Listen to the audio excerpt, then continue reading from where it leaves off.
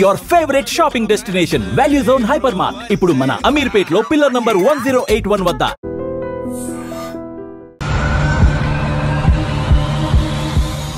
మీ ప్రొఫైల్లో కానీ మీకున్న ఎక్స్పీరియన్స్లు చూస్తుంటే ఎక్కువ ఫ్యాక్షనిస్ట్ల కేసుల్లోనే మీరు ఎక్కువ కనిపిస్తున్నారు. వాళ్ళందరూ కూడా ఎక్కువ ఎక్విడేట్లు చూపిస్తుంటారు. అంటే మీరు ఫ్యాక్షన్స్ని ప్రోత్సహిస్తున్నారా? మేము యాజ్ ఎ క్రిమినల్ లాయర్ కానీ we do justice to the case. మా దగ్గరికి వచ్చిన ఏదైతే కేసు ఉందో అది on paper it will be there.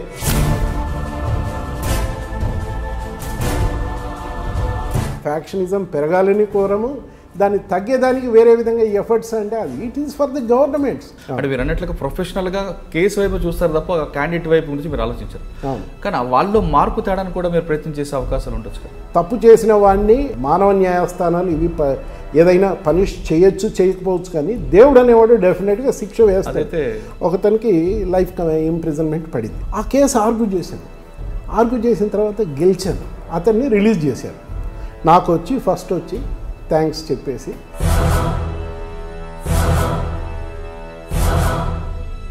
అక్కడ చెప్పదలుచుకున్నది ఏంటంటే కేసు కనుక తొందర చేయకుండా ఉంటే అతను బతికిండేవాడు, కేసు కనుక గెలవకుండా ఉంటే జైల్లో బతికిండేవాడు. ఇంకోటి మీకు చెప్పాల్సింది, ఎప్పుడైతే గెలిచిన తర్వాత అతను థ్యాంక్స్ చెప్పడానికి వచ్చాడో అప్పుడు నాకు బాధ మొదలైంది. భగవద్గీతలో చెప్పినట్టు మన కర్మలను మనం ఏంటంటే పర్ఫెక్ట్గా చేయాలి. రిజల్ట్ గురించి మనం ఆలోచించకూడదు, ఎందుకంటే రిజల్ట్కి మనం కాదు బాధ్యతలు. Shadnagar double murder case. Double murder case గురించి ఒకసారి చెప్పండి. జమ్మలమడుగులో మినిస్టర్ ఆదినారాయణ రెడ్డి గారికి రామసుబ్బారెడ్డి గారి వాళ్ళ పెదనాన్న శివారెడ్డి గారు, వాళ్ళిద్దరి రెండు ఫ్యామిలీస్ మధ్య మొదటి నుంచి చాలా సంవత్సరాలుగా ఫ్యాక్షన్ నడుస్తాం. ఇద్దరిని కూడా ఏంటంటే షాద్నగర్లో బస్సు మీదలో వెళ్తూ ఉంటే శివారెడ్డి వర్గం వాళ్ళు కింది కోర్టులో కన్విక్షన్ పడింది. శివారెడ్డి గారి కూతురు కోర్టు దగ్గర, నాంపల్లి క్రిమినల్ కోర్టు దగ్గర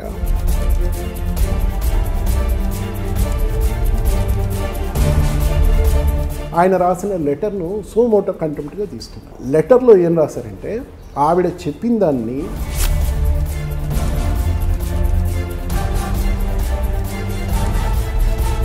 ఆమెను అడిగాను, ఏంటమ్మా ఇది చెప్పడం బాగుందంటే లేదన్నా అక్కడ ఎప్పుడైతే మర్డర్ జరిగిందో ఆ ఇన్సిడెంట్ అదే టైంలో రామసుబ్బారెడ్డి గారు అన్న అవుతాడు.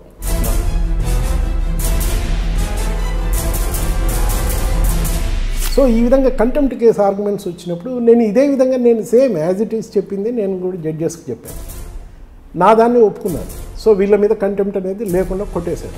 రామసుబ్బారెడ్డి గారి కేసు కాకుండా మీ దగ్గరికి ఎలాంటి కేసులు వచ్చింటాయి? గౌరవ్ వెంకటరెడ్డి గారు అని చెప్పేసి కర్నూలు నందికోట్కూరు, ఆయనకు ఇదే విధంగా ఒక మర్డర్ కేసులు ఏంటంటే లైఫ్ కన్విక్షన్ పడింది. సో ఆయనకు క్షమాభిక్ష ప్రసాదించి రిలీజ్ చేయాలని చెప్పేసి ఆయన పిటిషన్ పెట్టుకున్నారు. దాని బేసిస్ మీద అప్పట్లో గవర్నమెంట్ ఏంటంటే ఆయన క్షమాభిక్ష మీద వదిలిపెట్టడానికి జీవో కూడా ఇష్యూ. మరి అతను శిక్ష కూడా పడిన తర్వాత సంవత్సరం కూడా కాకుండా అతను బయటికి రావడం ఎంతవరకు న్యాయము? మేము సుప్రీంకోర్టులో వేశాం, సుప్రీంకోర్టులో కేసు గెలిచాం. So he continued in the prison. దాని తర్వాత ఏంటంటే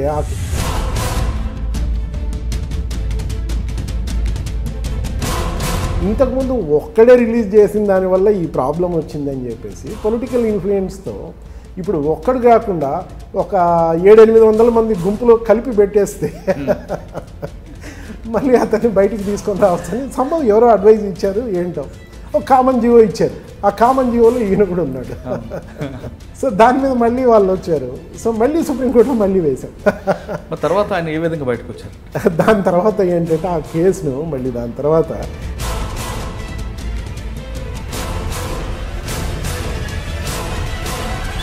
ఇంకొకటి మీకు చెప్పాల్సింది ఏంటంటే కపట్రాల వెంకటప్ప నాయుడు అని చెప్పేసి ఆయన పెద్ద ఫ్యాక్షనిస్టు.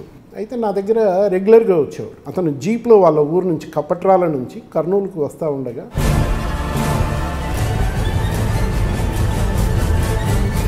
టీవీ ఆన్ చేసి చూస్తూ ఉంటే ఇట్లా వెంకటప్ప నాయుడు యాక్సిడెంట్లో చనిపోయాడు. కొంచెం కేర్ఫుల్గా అది చూశాను.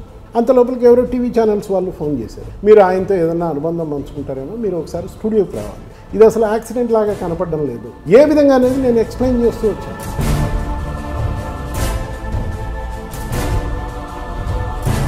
అల్టిమేట్గా ఏంటంటే నాది చెప్పిన సాయంకాలానికి ఏంటంటే ఇది లేదు ఇది మర్డర్ అని చెప్పేసి. డేటా చోరీ కేసు జరిగింది, ఎఫెన్స్ ఆంధ్రప్రదేశ్ నష్టం కాబట్టి ఆంధ్రప్రదేశ్లోని కంప్లైంట్ ఇవ్వాలని కొంతమంది అంటే, కానీ జరుగుతున్నది హైదరాబాద్లో కాబట్టి ఇక్కడ కూడా కంప్లైంట్ ఇవ్వచ్చు అని మరికొంతమంది అంటున్నారు. ఒక ఫారినర్ వచ్చాడు, ఇక్కడ చార్మినార్ చూడడానికి వచ్చాడు, పర్సు పోగొట్టుకున్నాడు, ఆయన వాళ్ళ కంట్రీకి వెళ్ళిపోయి ఇస్తాడా, ఇక్కడ చార్మినార్ పోలీస్కి ఇస్తాడా? జ్యుడిషియరీలో కరప్షన్ గురించి ఒకసారి మాట్లాడితే జడ్జిలు కరప్షన్ అనేది ఎంతవరకు కరెక్ట్ అంటారు? పాతకాలంలో అంటే at the time of independence ఈ ఫ్రిడ్జ్లు లేవు, టీవీలు లేవు, ఏసీలు లేవు, పెద్ద పెద్ద బంగ్లాలు లేవు, కార్లు లేవు, కంటెంట్మెంట్ ఉండేది. అన్ని ఇన్స్టిట్యూషన్స్లో, అన్ని వాక్స్ ఆఫ్ లైఫ్లో, ఇప్పుడున్న అన్ని ప్రొఫెషన్స్లో అందరి మనుషుల్లో ఏ విధంగా మార్పు ఉందో కొంత జ్యుడిషియరీలో కూడా మార్పు వచ్చిన మాట నిర్వివాదం. బట్ అంత మాత్రానే మొత్తం జ్యుడిషియరీ మీద తప్పు వేయడం కూడా చాలా.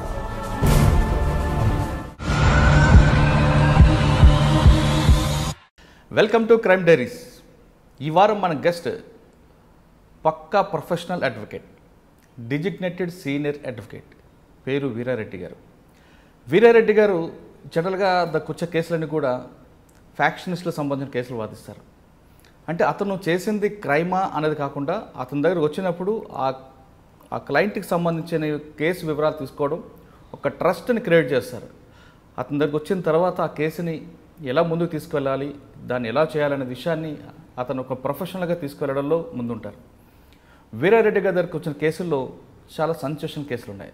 రాము సుబ్బారెడ్డి గారి షాదనగర్ డబుల్ మీటర్ కావచ్చు, గౌరు వెంకటరెడ్డి గారి కేసు కావచ్చు, చాలా కేసులు ఉన్నాయి. అవన్నీ కూడా అతను ఇంటర్వ్యూలో చెప్తారు. అయితే వీరారెడ్డి గారికి ఉన్న ప్రొఫెషనల్లో క్రైమ్ సంబంధించిన కాకుండా సివిల్ ఉన్నాయి, కాన్స్టిట్యూషన్ సంబంధించి కూడా ఉన్నాయి. అతను ఎలాంటి కేసులు చేసుకొచ్చారు, ఫ్యాక్షనిస్టులను కాపాడుతారా లేదా ఫ్యాక్షనిస్టులకు వ్యతిరేకంగా ఉంటారా అనే విషయాల్ని ఆయన అడిగి తెలుసుకోవాలి. వీరారెడ్డి గారు నమస్కారం అండి. నమస్కారం సార్. మీ ప్రొఫైల్లో కానీ మీకున్న ఎక్స్పీరియన్స్లు చూస్తుంటే ఎక్కువ ఫ్యాక్షనిస్టుల కేసుల్లోనే మీరు ఎక్కువ కనిపిస్తున్నారు. వాళ్ళందరూ కూడా ఎక్కువ ఎక్విడేట్లు చూపిస్తుంటారు, కన్వర్షన్ నుంచి చాలా తక్కువ కనిపిస్తుంది. అంటే మీరు ఫ్యాక్షన్స్ని ప్రోత్సహిస్తున్నారా లేదా వాళ్ళు చేసిన క్రైమ్ని తగ్గించడం మీకు ఒక ప్రొఫెషనల్గా వాళ్ళని కాపాడుతున్నారా? అంటే రెండు, అంటే మీరు బై బర్త్ కడప జిల్లాలో పుట్టడంతో వాళ్ళని కాపాడాలని ఉద్దేశం ఉంటుందా, లేదా ఫ్యాక్షనిస్ట్ని పూర్తిగా ఫ్యాక్షన్ యజమానిని పూర్తిగా నిర్మూలించాలనే ఇంటెన్షన్ కూడా మీకు ఉండొచ్చు. ఇవన్నీ చెబుతూనే వీటికి సమాధానం చెప్పే ముందు ఒకసారి మీ నాన్నగారు, మీ కుటుంబ నేపథ్యం చెప్పండి. మా నాన్నగారు రాఘవరెడ్డి గారు. మేము మా నేటివ్ ప్లేస్ కడప జిల్లా చెన్నూరు గ్రామం. అయితే మా ఫాదర్ వాళ్ళ ఫ్యామిలీలో he was the first employee. Roads and buildings డిపార్ట్మెంట్లో ఇంజనీర్గా చేశారు. మా ఫాదరు మా మదర్ కూడా అక్కడే కడప జిల్లాలో దగ్గరలో ఒక విలేజ్ తుమ్మలూరు అని చెప్పేసి. మేము 5 brothers 2 sisters. మా ఫాదర్తో పాటు ఏంటంటే నాది 1960 5/7/1960 డేట్ ఆఫ్ బర్త్. చిన్నప్పటి నుంచి కూడా ఏంటంటే మా ఫాదర్ అప్పట్లో ట్రాన్స్ఫర్స్ ఎక్కువ ఉండేవి. జోనల్ సిస్టమ్ లేదు, నాన్ ముల్కీ ఆ రూల్స్ లేకముందు మా ఫాదర్ని ఎవ్రీ ఇయర్ దాదాపు అప్పట్లో ట్రాన్స్ఫర్స్ ఉండేది. సో నా చిన్నప్పటి నుంచి కూడా ఏంటంటే 1వ తరగతి నుంచి కూడా ఎడ్యుకేషను ఒక్కొక్క సంవత్సరం ఒక్కొక్క ఊర్లో చేస్తూ వచ్చాం. ఎక్కడ ట్రాన్స్ఫర్ అయితే అక్కడ చేస్తూ వచ్చాం. బేసికల్లీ తెలంగాణలో ఏంటంటే 10th వరకు తెలంగాణలోనే నా ఎడ్యుకేషన్ అంతా. మళ్ళీ దాని తర్వాత ఈ జోనల్ సిస్టమ్ వచ్చిన తర్వాత మా ఫాదర్కు రాయలసీమ ఏరియాలో Zone 4 కింద పోస్టింగ్స్ రావడం అది విధంగా జరిగింది. నేను BCom and law. BCom Venkateswara university కింద ఉండేది, Anantapuram arts and science college. అప్పుడు నీలం సంజయ్ రెడ్డి గారు రాష్ట్రపతిగా ఉండేవారు. సో మావి అప్పట్లో నీలం సంజయ్ రెడ్డి గారు ఉన్నప్పుడు 100 years సెలబ్రేషన్స్ కూడా జరిగాయి. నాకు యూనివర్సిటీ గోల్డ్ మెడల్ బీకామ్లో. అదృష్టం కొద్దీ సంజయ్ రెడ్డి గారి చేతుల మీదుగా గోల్డ్ మెడల్ మా ఫంక్షన్కి రావడం తీసుకోవడం అది కూడా జరిగింది. అదేవిధంగా మళ్ళీ కృష్ణదేవరాయ యూనివర్సిటీ మాది ఫస్ట్ బ్యాచ్. రఘువీరారెడ్డి గారు మినిస్టర్ ఉన్నారు కదా, వాళ్ళు ఏంటంటే మాకు 2 years సీనియరు. మేము ఆయన లా ఫైనల్ ఇయర్లో ఉన్నప్పుడు మేము ఫస్ట్ ఇయర్లో ఉండేవాళ్ళం. So basically university first batch మాది. నాకు యూనివర్సిటీ గోల్డ్ మెడల్, లాలో కూడా యూనివర్సిటీ గోల్డ్ మెడల్ వచ్చింది. సో 1983 నవంబర్కి అయిపోయింది. 1984 జనవరి నుంచి ఇక్కడ ప్రాక్టీస్ మొదలుపెట్టాను. మీరు మా బ్రదర్స్ 5 brothers 2 sisters, దాంట్లో నేను 4th. నా పైన 3, తర్వాత 3. అది మా ఫ్యామిలీ బ్యాక్గ్రౌండ్. ఓకే. అంటే బీకామ్ చేశారు, తర్వాత మీరు ఎల్ఎల్బి చేసిన తర్వాత ఫస్ట్ ఎవరి దగ్గర మీరు ప్రాక్టీస్ చేశారు? బీకాము ఎల్ఎల్బి చేసిన తర్వాత మా గురువులు సోమకొండారెడ్డి గారు అని చెప్పేసి ఆయన ఆఫీస్లో ఫస్ట్ నేను జూనియర్గా చేరాను. ఇక్కడ అనంతపురం, ఇక్కడే హైకోర్టు స్ట్రైట్. ఇప్పుడు మీకు నేను హైకోర్టుకి ఇక్కడ ప్రాక్టీస్కి రావడానికి ముందు ఒక చిన్న ఎగ్జాంపుల్ చెప్పాల్సి ఉంటుంది, చిన్న ఇన్సిడెంట్. నేను ప్రొఫెషన్లోకి రాకుందంటే సెకండ్ ఇయర్లో చదివేటప్పుడు మాకు మోడల్ కోర్ట్స్ కాంపిటీషన్స్ ఉంటాయి. దాన్ని మూట్ కోర్ట్ కాంపిటీషన్ అంటారు.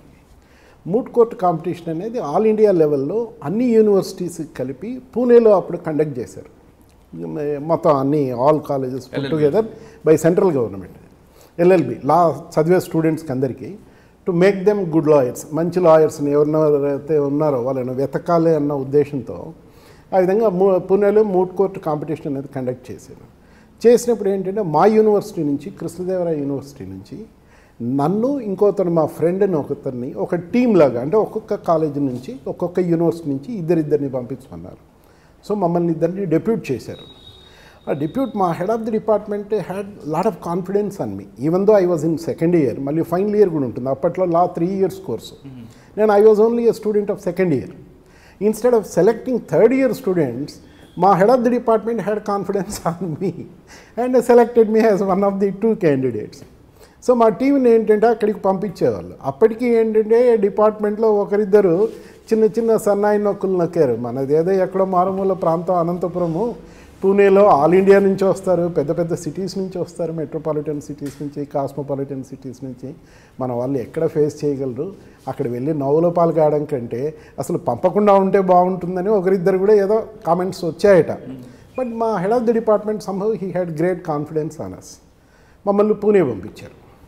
పూణేలో మేము తెలుగు యూనివర్సిటీస్ వెరైటీ కూడా వచ్చాయి. అప్పుడు ఉస్మానియా యూనివర్సిటీ వచ్చింది, Kakatiya university, number of universities, అదేవిధంగా ఆల్ ఇండియా లెవెల్లో కూడా వచ్చాయి. మేము we went on beating every other university.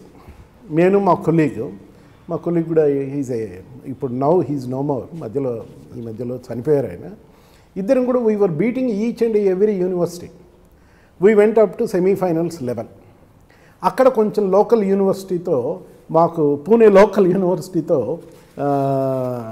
Competition వచ్చేసి somehow we could not succeed.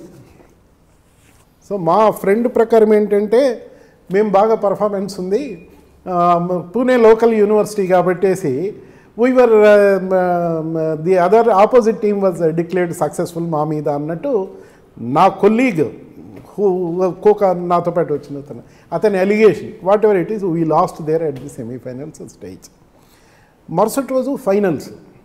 ఆ ఫైనల్స్ దానికి ఏంటంటే అప్పుడు బార్ కౌన్సిల్ ఆఫ్ ఇండియా మెంబర్గా విఆర్ రెడ్డి గారు ఉన్నారు, great advocate. He was advocate general also for the combined state and then solicitor general in supreme court of India. Great man. ఆయన దానికి chief గెస్ట్గా వచ్చారు.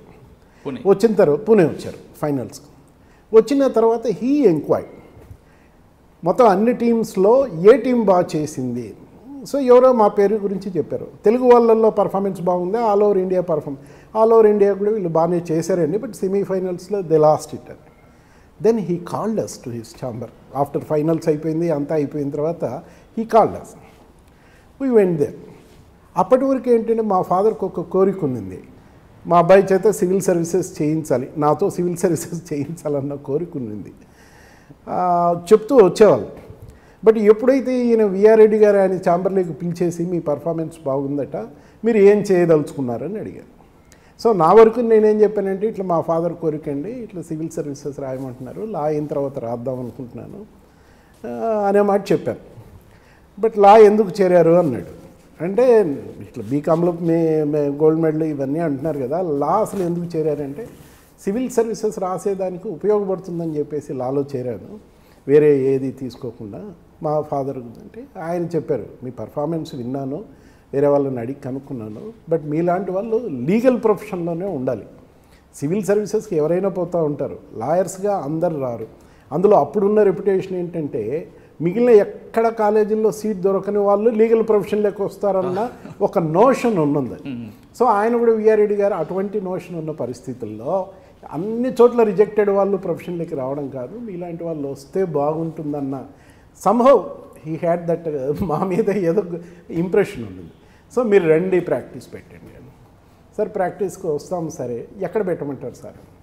అనంతపూర్లో పెట్టమంటారా, కడపలో పెట్టమంటారా అంటే లేదు హైకోర్టు కానీ సుప్రీంకోర్టు కానీ మీలాంటి వాళ్ళ అవసరం ఉంటుంది, హైకోర్టులో పెట్టండి లేదా సుప్రీంకోర్టులో పెట్టండి అన్నారు. సరే దాని తర్వాత మా ఫాదర్ని అడిగాం ఎక్కడ ప్రాక్టీస్ పెట్టమంటారంటే సుప్రీంకోర్టు కాస్ట్లీ అఫైర్, ఎందుకంటే ప్రొఫెషన్లో గెస్టేషన్ పీరియడ్ ఎక్కువ ఉంటుంది, వెంటనే చేరిన వెంటనే కేసెస్ రావడం కష్టము, అందుకని హైకోర్టులో పెట్టని ఇక్కడ చేర్పించారు. సో మా ఫాదర్ సోమకొండారెడ్డి గారు అనే అడ్వకేట్ దగ్గర నన్ను చేర్పించారు. చేర్పించిన తర్వాత ఎందుకంటే ఆల్రెడీ విఆర్ రెడ్డి గారు మా పర్ఫార్మెన్స్ చూశారు.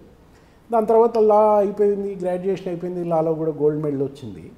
ఈ academic record went to the bar council of India. ఎందుకంటే మేము ఎన్రోల్మెంట్ చేసేటప్పుడు మా మార్క్స్ లిస్ట్ అంతా ఇస్తాం. నాది కృష్ణదేవరాయ యూనివర్సిటీలో అప్పటి వరకు లాలో ఏంటంటే ఫస్ట్ క్లాస్లు అనేవి అసలు వచ్చేటి కావు. అటువంటిది నాది not only first class, I got very good marks. ఇప్పటికీ ఆ కృష్ణదేవరాయ యూనివర్సిటీలో నా రికార్డ్ ఇంతవరకు ఎవరు బ్రేక్ చేయలేదు. That still continuing, I got the highest marks. So ఈ marks list bar council of ఇండియాకి వెళ్ళాయి. Then bar council of India ఏమన్నదంటే కొంచెం హైలీ మెరిటోరియస్ వాళ్ళు ఆల్ ఓవర్ ఇండియా ఉన్న వాళ్ళల్లో ప్రొఫెషన్లో నుంచి వెళ్లకుండా ప్రొఫెషన్లో ఉండేటట్టుగా చేయడానికి we should give them some fellowship. Monthly ఏంటంటే ఏదో ఈ ఫైనాన్షియల్ ప్రాబ్లమ్స్తో ప్రొఫెషన్లో నుంచి వెళ్ళి ఉద్యోగాల్లో చేరకుండా ఉండేదానికి we should provide them some financial some help అన్నట్టు బార్ కౌన్సిల్ ఆఫ్ ఇండియా ఒక నిర్ణయం తీసుకొని నాకు అప్పట్లో 1984-85 మాట మంత్లీ 500 రూపీస్ పంపించేవాళ్ళు bar council of India scholarship లాగా ఢిల్లీ నుంచి. Then they have taken a decision. అప్పుడు అడ్వకేట్ జనరల్గా పి రామచంద్రారెడ్డి గారు అని చెప్పేసి 1970 నుంచి 1983 వరకు 14 ఇయర్స్ గ్రేట్ అడ్వకేట్ రామచంద్రారెడ్డి గారు ఉండేవారు. సో ఆయన దగ్గర ఇతను వెళ్ళి అక్కడ ఉంటే బాగుంటుందని bar council of India took decision. Then Ramachandra Reddy గారితో వాళ్ళతో మాట్లాడేసి ఇట్లా మేము మీ దగ్గరికి సోయన్సోను పంపిస్తున్నాము, మీరు తీసుకోవాల్సి ఉంటుంది యాజ్ యువర్ జూనియర్ అని చెప్పేసి ఆయనకు మాట్లాడి ఆయన కన్విన్స్ చేశాను. దాని తర్వాత నాకు ఇన్ఫామ్ చేశాను. నేను బాధతోనే మా గురువు గారు సోమకొండారెడ్డి గారికి చెప్పాను. ఇప్పుడు ఎందుకంటే ఆయన నుంచి అక్కడికి వెళ్ళాలి. సోమకొండారెడ్డి గారు చాలా ఎంకరేజ్ చేసి లేదు వెళ్ళు బాగుంటుంది, ఎందుకంటే నాకు కూడా పర్సనల్గా తెలుసు కదా రామచంద్రారెడ్డి గారు, అక్కడికి వెళ్ళని he encouraged me. And then I shifted the office. అంటే ఇక్కడ నుంచి సోమకొండారెడ్డి గారి దగ్గర నుంచి రామచంద్రారెడ్డి గారి దగ్గరికి వెళ్ళడం జరిగింది. రామచంద్రారెడ్డి గారు హీజ్ ఎ గ్రేట్ మ్యాన్. ఇప్పుడు వాళ్ళ అబ్బాయి జస్టిస్ సంజయ్ కుమార్ కూడా ఇప్పుడు సీనియర్ జడ్జిగా ఉన్నారు హైకోర్టులో. బాగా ఎంకరేజ్ చేశారు నాకు. నేను ప్రొఫెషన్లో ఏ సక్సెస్ ఇంతవరకు వచ్చినా కూడా అయ్యో మై రామచంద్రారెడ్డి గారికి సోమకొండారెడ్డి గారికి. ఫస్ట్ మీరు వెళ్ళిన తర్వాత ఫస్ట్ కేసు ఏం తీసుకున్నారు సీనియర్ దగ్గర? యాక్చువల్గా నేను ఫస్ట్ సోమకొండారెడ్డి గారి దగ్గర చేరిన తర్వాత నాకంటే పైన ఏంటంటే జూనియర్స్ ఇంకా 3 సీనియర్స్ ఉండేవారు. నేను ప్రాక్టీస్లోకి వచ్చిన 20వ రోజు ఏంటంటే somehow it so happen administrative ట్రిబ్యునల్లో ఒక సర్వీస్ మ్యాటర్, ఒక ఉద్యోగస్తుని ఉద్యోగంలో నుంచి తీసేసిన మ్యాటర్. అది నా పైన ఉన్న 3 సీనియర్లు ఏంటంటే ఆ రోజు సమ్హౌ వాళ్ళకు వేరే పనుల వల్ల ఎవరు రాలేదు. సోమకొండారెడ్డి గారికి హైకోర్టులో ఆ రోజు ముఖ్యమైన కేసులు ఉన్నాయి. సో సోమకొండారెడ్డి గారు నన్ను ఇన్స్ట్రక్ట్ చేసి నువ్వు వెళ్ళి ఈ కేసు ఆర్గ్యూ చెయ్యాలి.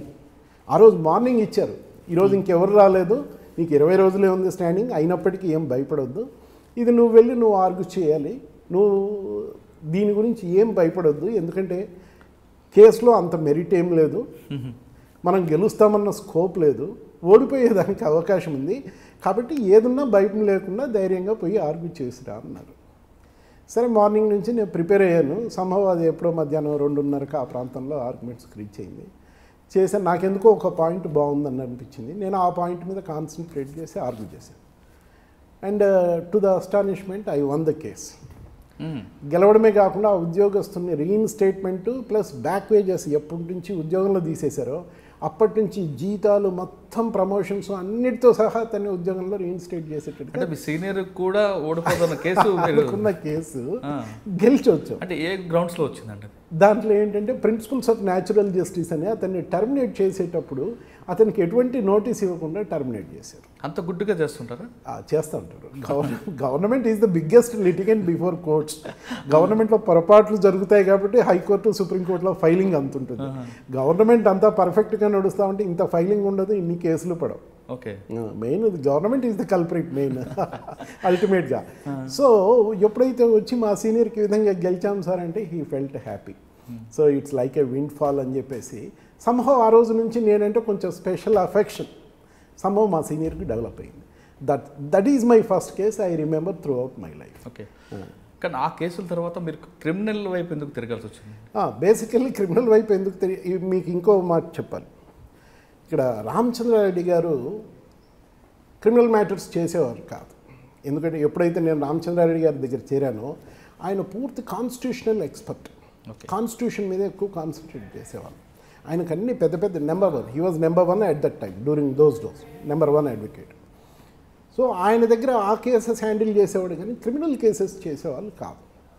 నాకేమైందంటే because I belong to Kadapa area నాకు క్రిమినల్ కేసెస్ రావడం మొదలుపెట్టాయి. పెద్ద పెద్ద ఏంటంటే ఈ మర్డర్ కేసులు కూడా రావడం మొదలుపెట్టాయి. And luckily for me all those cases ఎక్కడైతే కింది కోర్టులలో కన్విక్షన్ పడ్డాయో I use to engage great criminal lawyer Padmanabhareddy గారు. సో నాకు ఆయనతో అసోసియేషన్ ఆ విధంగా క్రిమినల్ కేసెస్ ద్వారా పద్మనాభరెడ్డి గారితో కొంత ఒక అటాచ్మెంట్ అనేది ఏర్పడడం జరిగింది. సో పద్మనాభరెడ్డి గారికి ఆ క్రిమినల్ కేసెస్ ఇస్తూ ఆయన ఆ కేసుని ఏ విధంగా చేయాలి, ఎట్లా చేయాలి, ప్రిపరేషన్ కానీ దానికి మొత్తం అంతా మళ్ళీ కోర్టులో ఆయన పక్కన కూర్చొని ఆయన ప్రజెంటేషన్ ఆ స్కిల్స్ ఏదైతే అబ్జర్వ్ చేస్తూ వచ్చానో కొంత ఆయనలో కొద్దిగా నేర్చుకోగలిగాను. దానివల్లే ఆ విధంగా క్రిమినల్. మీకు క్రిమినల్లో పద్మనాభరెడ్డి గారి క్రిమినల్లో డెఫినెట్గా పద్మనాభరెడ్డి గారిది ఖచ్చితంగా ఆయన ఇన్ఫ్లుయెన్స్ నా మీద కొంత. సార్ జనరల్గా ఒక క్రిమినల్ మీ దగ్గరికి ఎప్పుడు వచ్చిన తర్వాత అంటే వాళ్ళు కాన్స్పరెన్సీ అవ్వచ్చు లేదా అన్ఎక్స్పెక్టెడ్గా మర్డర్ చేసి రావచ్చు, వస్తున్నప్పుడు ఆ ఫేస్ ఫీలింగ్స్ అది ఏమేమి చూపిస్తుంటాడు అంటే తప్పు చేస్తానని ఒక భావం చూపిస్తాడా, లేదు సార్ అయిపోయింది నాకు బయటపడేయండి అని చూపిస్తాడా? లేదండి, నా వరకు ఏంటంటే ప్రొఫెషనల్ ఎథిక్స్లో నేను మొదటి నుంచి పెట్టుకున్న ఒక ఫండమెంటల్ ప్రిన్సిపల్ మా గురువుల దగ్గర నుంచి నేర్చుకున్నది. జడ్జి గారు క్రిమినల్ కేసు ప్రాసిక్యూషన్ ట్రయల్ మొదలయ్యే ముందు జడ్జి గారు అతన్ని అడుగుతారు, నువ్వు నేరం చేసావా, నేరం అంగీకరిస్తున్నావా? అతను ఏమని చెప్తే నేను నేరం చేయలేదు, నేను ఇన్నోసెంట్ అని చెప్పిన తర్వాతే ట్రయల్ మొదలవుతుంది. సో క్లయింట్ అతని వర్షన్ ఏంటంటే అతను ఎటువంటి నేరం చేయలేదని. కింది కోర్టులలో శిక్ష పడిన తర్వాతే హైకోర్టుకు అప్పీల్స్ వస్తాయి. సో ఏదైతే అతను నేరం చేయలేదన్నాడో అయినా కన్విక్షన్ పడింది, మా దగ్గరికి వచ్చాడు అప్పీల్ ఇస్తున్నాడంటే అతను నేను నేరం చేయలేదు, నిర్దోషిని, నా మీద అనవసరంగా ఈ ఆరోపణ చేయబడిందన్న ఉద్దేశంతోనే నా దగ్గరికి వస్తాడు. వచ్చిన తర్వాత ఐ నెవర్ ప్రోబ్ నువ్వు నిజంగా చేసావా చేయలేదా, అది అవసరం లేదు. ప్రొఫెషనల్ ఎథిక్స్ ఏంటంటే ఏ క్లయింట్ కోర్టులో న్యాయస్థానంలోనే డినై చేసి నేను ఎటువంటి నేరం చేయలేదన్న తర్వాత ఈ స్టిక్కింగ్ ఆన్ టు దాట్. అందుకనే కన్విక్షన్ మీద మళ్ళీ హైకోర్టులో అప్పీల్కి వస్తున్నాడు చేయలేదు కాబట్టి. సో అతను నేరం చేయలేదన్న భావనతోనే మేము ముందుకెళ్తాం. అతను నిజంగా నేరం చేశాడా లేదా అన్నది భగవంతునికి తెలుసు, పోలీసు వాళ్ళు ఇన్వెస్టిగేట్ చేసి కరెక్ట్గా కోర్టులో ప్రూవ్ చేయాల్సిందే. మా వరకు మా ప్రొఫెషనల్ ఎథిక్స్ ఏమని చెప్తాయంటే నా దగ్గరికి వచ్చిన క్లయింటు కింది కోర్టులో నేరం చేయలేదని చెప్పిన తర్వాత మాకు కేసు ఇచ్చిన తర్వాత అతను నేరం చేయలేదు, నిర్దోషి అన్న భావన మీదనే మేము ప్రొసీడ్ అవుతాం.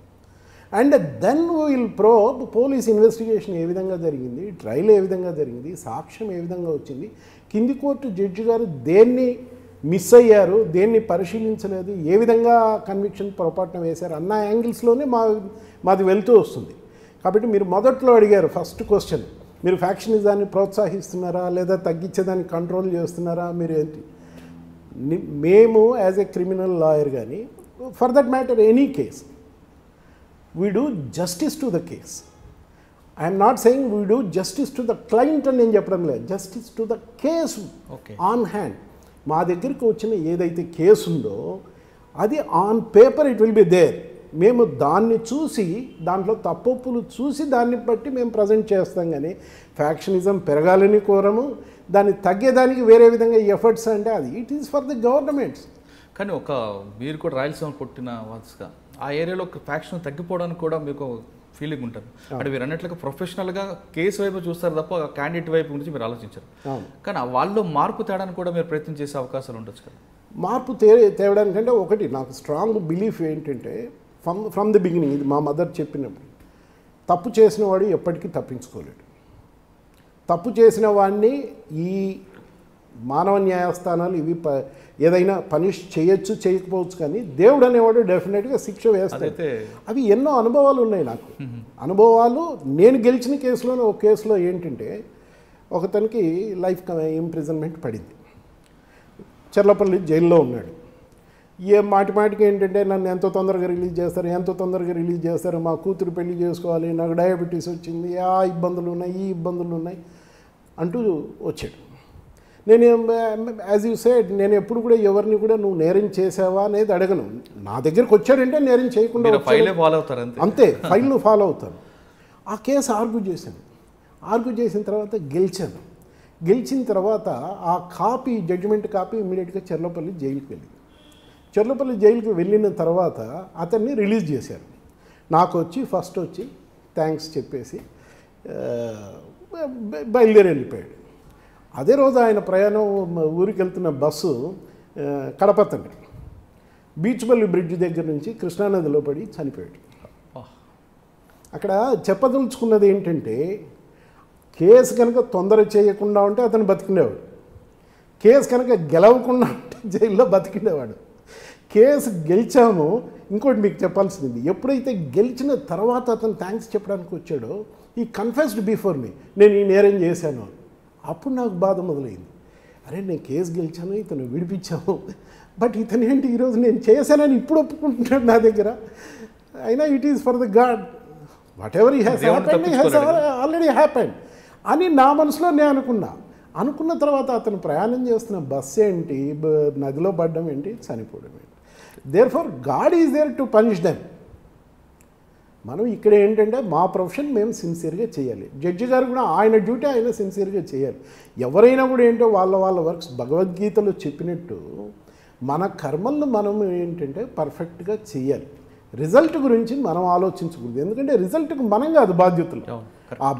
దేవుడు దానికి రిజల్ట్ ఏది ఇవ్వాలి, ఆ కర్మఫలాన్ని అనేది ఆయన నిర్ణయిస్తాడు అల్టిమేట్గా. So he has given destiny for that client by way of death.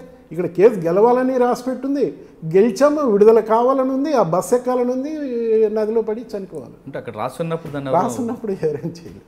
Sir, ఆ టైప్ కేసులు వచ్చినప్పుడు వాళ్ళ ఫీలింగ్సే ఉంటాయండి. జనరల్గా మర్డర్ చేసి మీ దగ్గరికి వచ్చాడు అనుకోండి, మర్డర్ చేసి అనేది ఇక్కడ మళ్ళీ నేను ఒప్పుకోను.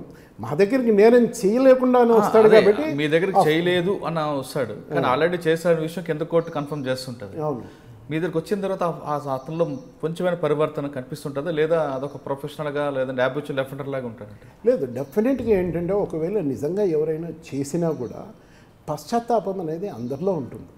అక్కడ ఆ మూమెంట్లో అక్కడున్న పరిస్థితుల్లో ఆ రోజు ఆ విధంగా ఇన్సిడెంట్ ఏదైనా జరిగిండొచ్చు. జరిగిన తర్వాత ఎందుకు ఈ విధంగా చేయాల్సి వచ్చింది అనేది డెఫినెట్గా ప్రతి ఒక్కరిలో ఆ ఫీలింగ్ ఉంటుంది. కొన్ని కంపల్షన్స్తోనో ఏదో ఏ విధంగానో. చాలా వరకు కేసుల్లో ఏంటంటే నిరాధారమైన ఆరోపణలే ఎక్కువ ఉంటాయి, నిజం కంటే అబద్ధం ఎక్కువ ఉంటుంది. ఈ అక్కడ ఫ్యాక్షన్స్లో ఏంటంటే ఫలానా ఏతో శత్రుత్వం ఉందనుకోండి, ఆ మర్డర్ జరిగింది ఒకవేళ ఏ ఒక్కడే చేసింటాడు అనుకోండి, బట్ ఏతో పాటు ఏంటంటే ఏ టు జెడ్ వరకు వాళ్ళ కుటుంబ సభ్యులందరినీ, వాళ్ళ ఫ్రెండ్స్ను, వాళ్ళ బంధువులను, వాళ్ళ ఫాలోవర్స్ని అందరినీ ఏంటంటే ఇంప్లికేట్ చేస్తారు. సో దాట్ ఈ ఫ్యాక్షన్ ఏమనుకుంటుంది, వాళ్ళని అందరినీ ఇంప్లికేట్ చేస్తే ఆ విలేజ్లో ఉన్న మొత్తం ఎనిమీస్ ఒక్క దెబ్బతో వెళ్ళిపోతారు. 2 మెథడ్స్. ఎనిమీని ఏంటంటే పర్సనల్ అనిహిలేషన్, అంటే అతన్ని చంపడం ద్వారా తొలగించుకోవడం ఒకటి, లేదా కేసులో ఆ గ్రూప్ని అంతా ఇంప్లికేట్ చేసేసి అందరినీ జైల్లోకి పంపించడం. కానీ అప్పుడు మీరు అన్నట్లుగా ఆ కేసుల్లో A1 నిజంగా ముద్దాయి అనుకుంటే వాళ్ళందరినీ జైలు పంపిస్తున్నప్పుడు A2, A10 వరకు వాళ్ళు ఒక కసి స్టార్ట్ అవుతుంది కదండి. కసి వాళ్ళల్లో స్టార్ట్ కావడానికి ఉండొచ్చు కసి కూడా, ఎందుకంటే నేరానికి మమ్మల్ని జైలు పాలు చేశారు, బయటకు వచ్చాక దాన్ని రివెంజ్ తీసుకోవాలని వాళ్ళు కూడా ఫీల్ అవుతారు. కసి ఉండొచ్చు. రెండోది రివెంజ్ కూడా ఏంటంటే వాళ్ళని ఇంకో కేసులో ఇదే విధంగా ఇంప్లికేట్ చేస్తే వాళ్ళు కూడా బాధపడతారు కదా అన్న ఆలోచన కూడా ఉండొచ్చు. ఇప్పుడు ఒక కేసులో ఏంటంటే రామసుబ్బారెడ్డి గారు ఇంతకుముందు మినిస్టర్గా చేశారు, ఇప్పుడు మన తెలుగుదేశం తరఫున జమ్మలమడుగు నుంచి కంటెస్ట్ చేశారు. ఆ కేసు మేము చేసాం. ఆ షాద్ కేసు డబుల్ మర్డర్ కేసు, షాద్ నగర్ డబుల్ మర్డర్ కేసు. దాంట్లో ఏంటంటే కింది కోర్టు అంటే ఇక్కడ నాంపల్లి క్రిమినల్ కోర్టులో జరిగినంత వరకు నేను అసలు డబుల్ మర్డర్ కేసు గురించి ఒకసారి చెప్పండి. అది జమ్మలమడుగులో ఇప్పుడు మినిస్టర్ ఆదినారాయణ రెడ్డి గారికి రామసుబ్బారెడ్డి గారి వాళ్ళ పెదనాన్న శివారెడ్డి గారు వాళ్ళిద్దరి 2 ఫ్యామిలీస్కి మధ్య మొదటి నుంచి చాలా సంవత్సరాలుగా ఫ్యాక్షన్ నడుస్తాం. ఇటుపక్క అటుపక్క నెంబర్ ఆఫ్ ఇన్సిడెంట్స్ జరగడం ఇది జరిగింది. సో ఈ ఆదినారాయణ రెడ్డి గారి అట్లా అదేవిధంగా నారాయణ రెడ్డి అని ఎమ్మెల్సీ ఉండండి, వాళ్ళ పెద్దనాన్నను షాద్ నగర్లో ఆయన్ను ఇంకో ఆయన గోపాల్ రెడ్డి గారు అని చెప్పేసి ఆయన్ను ఇద్దరిని కూడా ఏంటంటే షాద్ నగర్లో బస్సు మీదలో వెళ్తూ ఉంటే శివారెడ్డి వర్గం వాళ్ళు కాపు కాసి షాద్ నగర్ బస్ స్టాండ్లో మర్డర్ చేశారు. అది జరిగింది. దాంట్లో రామసుబ్బారెడ్డి గారు అక్యూజ్ నెంబర్ 7. దాంట్లో కింది కోర్టులో కన్విక్షన్ పడింది. కన్విక్షన్ పడిన తర్వాత దానికి సంబంధించి ఈ శివారెడ్డి గారి కూతురు కోర్టు దగ్గర నాంపల్లి క్రిమినల్ కోర్టు దగ్గర సమ్ కామెంట్ ఏదో చేసింది. ఈ కేసులో ఏంటంటే పలానా జడ్జి గారు ఏదో ప్రలోభాలకు లోబడి మా వాళ్లకు కన్విక్షన్ ఇచ్చారు అన్నది. దాని మీద ఆ జడ్జి గారు హైకోర్టుకు రాశారు. అప్పుడు జస్టిస్ బిలాల్ నజ్కి అని చెప్పేసి ఆయన యాక్టింగ్ చీఫ్ జస్టిస్, ఆయన రాసిన లెటర్ను సోమోటో కంటెంప్ట్గా తీసుకున్నారు. రెండవది ఏంటంటే అప్పుడు ఆ లెటర్లో ఏం రాశారంటే ఆవిడ చెప్పిన దాన్ని TV9 వాళ్ళు కంటిన్యూస్గా ఏంటంటే చూపిస్తూనే వచ్చారు, బ్రేకింగ్ న్యూస్ లాగా. ఈ విధంగా జడ్జి ప్రలోభాలకు లోబడి కన్విక్షన్ ఇచ్చాడు అన్నది. అది కూడా కంటెంప్ట్ కోర్టు, అది contempt of court, suo motu contempt of court కింద తీసుకున్నారు. తీసుకున్న తర్వాత ఎవరు శివారెడ్డి గారి కూతురు మీద తీసుకున్నారు, TV9 మీద రవిప్రకాష్ మీద తీసుకున్నారు, ఇంకో వేరే వాళ్ళ మీద తీసుకున్నారు. సరే నాకు ఈయన రామసుబ్బారెడ్డి గారు వచ్చేసి ఆమె తరఫున నన్ను ఎంగేజ్ చేశారు. ఎంగేజ్ చేసేటప్పుడు రామసుబ్బారెడ్డి గారు ఆ రోజు ఆమెను అడిగాను, ఏంటమ్మా ఇది ఈ విధంగా చెప్పడం బాగుందంటే, లేదన్నా అక్కడ కన్విక్షన్ పడిందని తెలుస్తూనే బాధ ఉండింది, మా వర్కర్స్తో నేను ఏదో మాట్లాడుతున్నాను. ఎందుకంటే ఎప్పుడైతే మర్డర్ జరిగిందో ఆ ఇన్సిడెంట్ అదే టైంలో రామసుబ్బారెడ్డి గారు అన్న అవుతాడు. నా ఎదురుగా కూర్చొని మేము ఇద్దరం కలిసి భోజనం చేశాము. ఆయనకి ఏ పాపమో తెలియదు, ఆయన నా కళ్ళ ముందు ఉన్నాడు. అక్కడెక్కడ మర్డర్లు చేస్తే ఈయన చేశాడని ఈయన మీద పెట్టడం ఎట్లా, నాకు తెలుసు కదా, ఆ బాధతో ఏదో నేను నా వర్కర్స్కి చెప్పుకున్నాను అన్నది. రామసుబ్బారెడ్డి గారు కూడా అది కన్ఫర్మ్ చేశారు, లేరని చెప్పేసి. సో ఈ విధంగా కంటెంప్ట్ కేసు ఆర్గ్యుమెంట్స్ వచ్చినప్పుడు నేను ఇదే విధంగా సేమ్ యాజ్ ఇట్ ఈస్ చెప్పింది నేను కూడా జడ్జెస్కి చెప్పాను. నా దాన్ని ఒప్పుకున్నారు. సో వీళ్ళ మీద కంటెంప్ట్ అనేది లేకుండా కొట్టేశారు. రవిప్రకాష్ మీద మాత్రం కన్విక్షన్ ఇచ్చారు. ఆయనకు 6 months ఇంప్రిజన్మెంట్, మళ్ళీ దాని తర్వాత ఏదో ఫర్దర్ ఏదో గుడ్ కాండక్ట్ ఉండాలి అది ఇదని ఏదో పిటిషన్లు వేసుకుంటే ఏదో చేశారులేండి. ఆ కంటెంప్ట్లో అయితే అప్పుడు పడింది రవిప్రకాష్. సరే, వాట్ ఎవర్ ఇట్ ఈజ్, నాకు అది మైండ్లో ఉంది. ఎందుకంటే రామసుబ్బారెడ్డి గారు స్పాట్లో లేరు, ఆయన ఏం చెయ్యలేదు అనేది ఉంది. సో అదేవిధంగా కేసు యాక్సెప్ట్ చేసినప్పుడు కూడా అక్కడ ఆయన అసలు ఎటువంటి తప్పు లేకుండా ఉన్నాడన్న భావంతోనే ఆ కేసు అంతా జరిగింది రామసుబ్బారెడ్డి గారు. కానీ మీరు చెప్తున్న ఆ కేసులో A7 రామసుబ్బారెడ్డి గారు ఆ అమ్మాయి చెప్తున్నట్లుగా తన కళ్ళ ముందున్న వ్యక్తిని అన్వేషించారట. అంటే ఇక్కడ 302, 307 లేకపోయినా 120B కూడా వస్తుంది కదండి. 120Bకి కూడా 120B శివారెడ్డి గారి మీద పెట్టారు. శివారెడ్డి గారు స్పాట్లో ఏంటంటే షాద్ నగర్ బస్ స్టాండ్లో ఆయన లోపల లేడు, బయట ఎక్కడో జీప్లో ఉన్నాడు. ఆయన మీద రామసుబ్బారెడ్డి గారు డైరెక్ట్ ఆయన చంపినట్టుగా పెట్టారు. ఆయన కత్తి తీసుకొని ఇద్దరు డిసీజుల్లో ఒకరిని పొడిచినట్టుగా చంపినట్టుగా చనిపోయేంత వరకు ఉన్నట్టు 120B పెట్టున్నా అది పోలీసులు ఇప్పుడు చెప్తున్నా కదా, ఫ్యాక్షన్లో శత్రువును చంపడం ద్వారా కానీ లేదా కేసులు ఇంప్లికేట్ చేయడం ద్వారా కానీ జరుగుతుంది. సార్ మీరు చెప్తున్న ఇదే ఫస్ట్ లాజిక్లో ఒకటి మాకు చెప్పారు. మీరు A1 చేస్తే వాళ్ళందరినీ కూడా బంధువులు సహా పెడుతుంటారండి.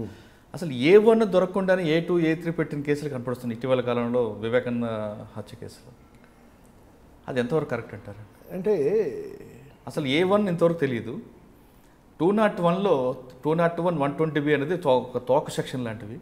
ఆ సెక్షన్లో వివేకానంద హత్య కేసులో 3 చూపిస్తున్నారు. అసలు A1 ఎవరో తెలియదు, A2 ఎవరో తెలియదు. తెలుస్తుంది. ఎందుకంటే ఇప్పటి వరకు వివేకానంద రెడ్డి గారి మర్డర్ కేసులో ఛార్జ్ షీట్ అనేది ఇంకా పడలేదు. ఇప్పటి వరకు ఏంటంటే ఇన్వెస్టిగేషన్ మాత్రమే జరుగుతూ ఉంది. సిటీ టీంని ఏర్పాటు చేశారు, వాళ్ళు ఇన్వెస్టిగేట్ చేశారు. హైకోర్టు డైరెక్షన్ దాన్ని రివీల్ చేయొద్దని చెప్పారు కాబట్టి దాంట్లో ఎవరు చేశారు ఇంకా ఎవరు చేయలేదు ఏంటన్నది ఇంతవరకు వాళ్ళు డిస్క్లోజ్ చేయలేదు. ఎప్పుడైతే ఛార్జ్ షీట్ వేస్తారో అప్పుడు అన్ని వివరాలు వస్తాయి ఎవరు చేశారని. అప్పుడు వీళ్ళందరినీ ప్రొడ్యూస్ చేయకుండా ముందే అరెస్ట్ చేయడం ఎంతవరకు కరెక్ట్ అంటారు? ముందు అరెస్ట్ చేయడం అంటే ఇంటరాగేషన్ కోసం కొంతమందిని చేయాల్సి వస్తుంది. ఇంటరాగేషన్ పార్టే కదా ఇన్వెస్టిగేషన్లో. సో నిజాలు రాబట్టడం కోసం వాళ్ళు పోలీసులు. కానీ కొంతమంది చెప్పడం ప్రకారం ఆ క్రైమ్ సీన్కి ఇప్పుడు అరెస్ట్ అయిన వాళ్ళకి ఎలాంటి సంబంధం లేదు, కానీ పొలిటికల్ ప్రెజర్ నుంచి అరెస్ట్ చేశారన్నది. ఇప్పుడు ఈ స్టేజ్లో మనం ఏం దాని గురించి మాట్లాడేదానికి వీల్లేదు కామెంట్ చేయాలి. ఎందుకంటే ప్రెస్లో వచ్చిన దాంట్లోనో మీడియా వచ్చిన దాన్ని బేసిస్ చేసుకొని మనం కామెంట్ చేయడానికి వీల్లేదు. అల్టిమేట్గా ఏంటంటే ఛార్జ్ షీట్ పడిన తర్వాత మొత్తం అప్పుడు చూసుకుంటే అప్పుడు మొత్తం డీటెయిల్స్ అన్నీ. Okay, it is too early to comment on that. Ram Subba Reddy గారి కేసు కాకుండా మీ దగ్గరికి ఎలాంటి కేసులు వచ్చి ఉంటాయి? నా దగ్గరికి ఇంకోటి ముఖ్యమైన కేసు ఏంటంటే గౌరవ్ వెంకటరెడ్డి గారు అని చెప్పేసి కర్నూలు నందికొట్కూరు. ఆయనకు ఇదే విధంగా ఒక మర్డర్ కేసులో ఏంటంటే లైఫ్ కన్విక్షన్ పడింది.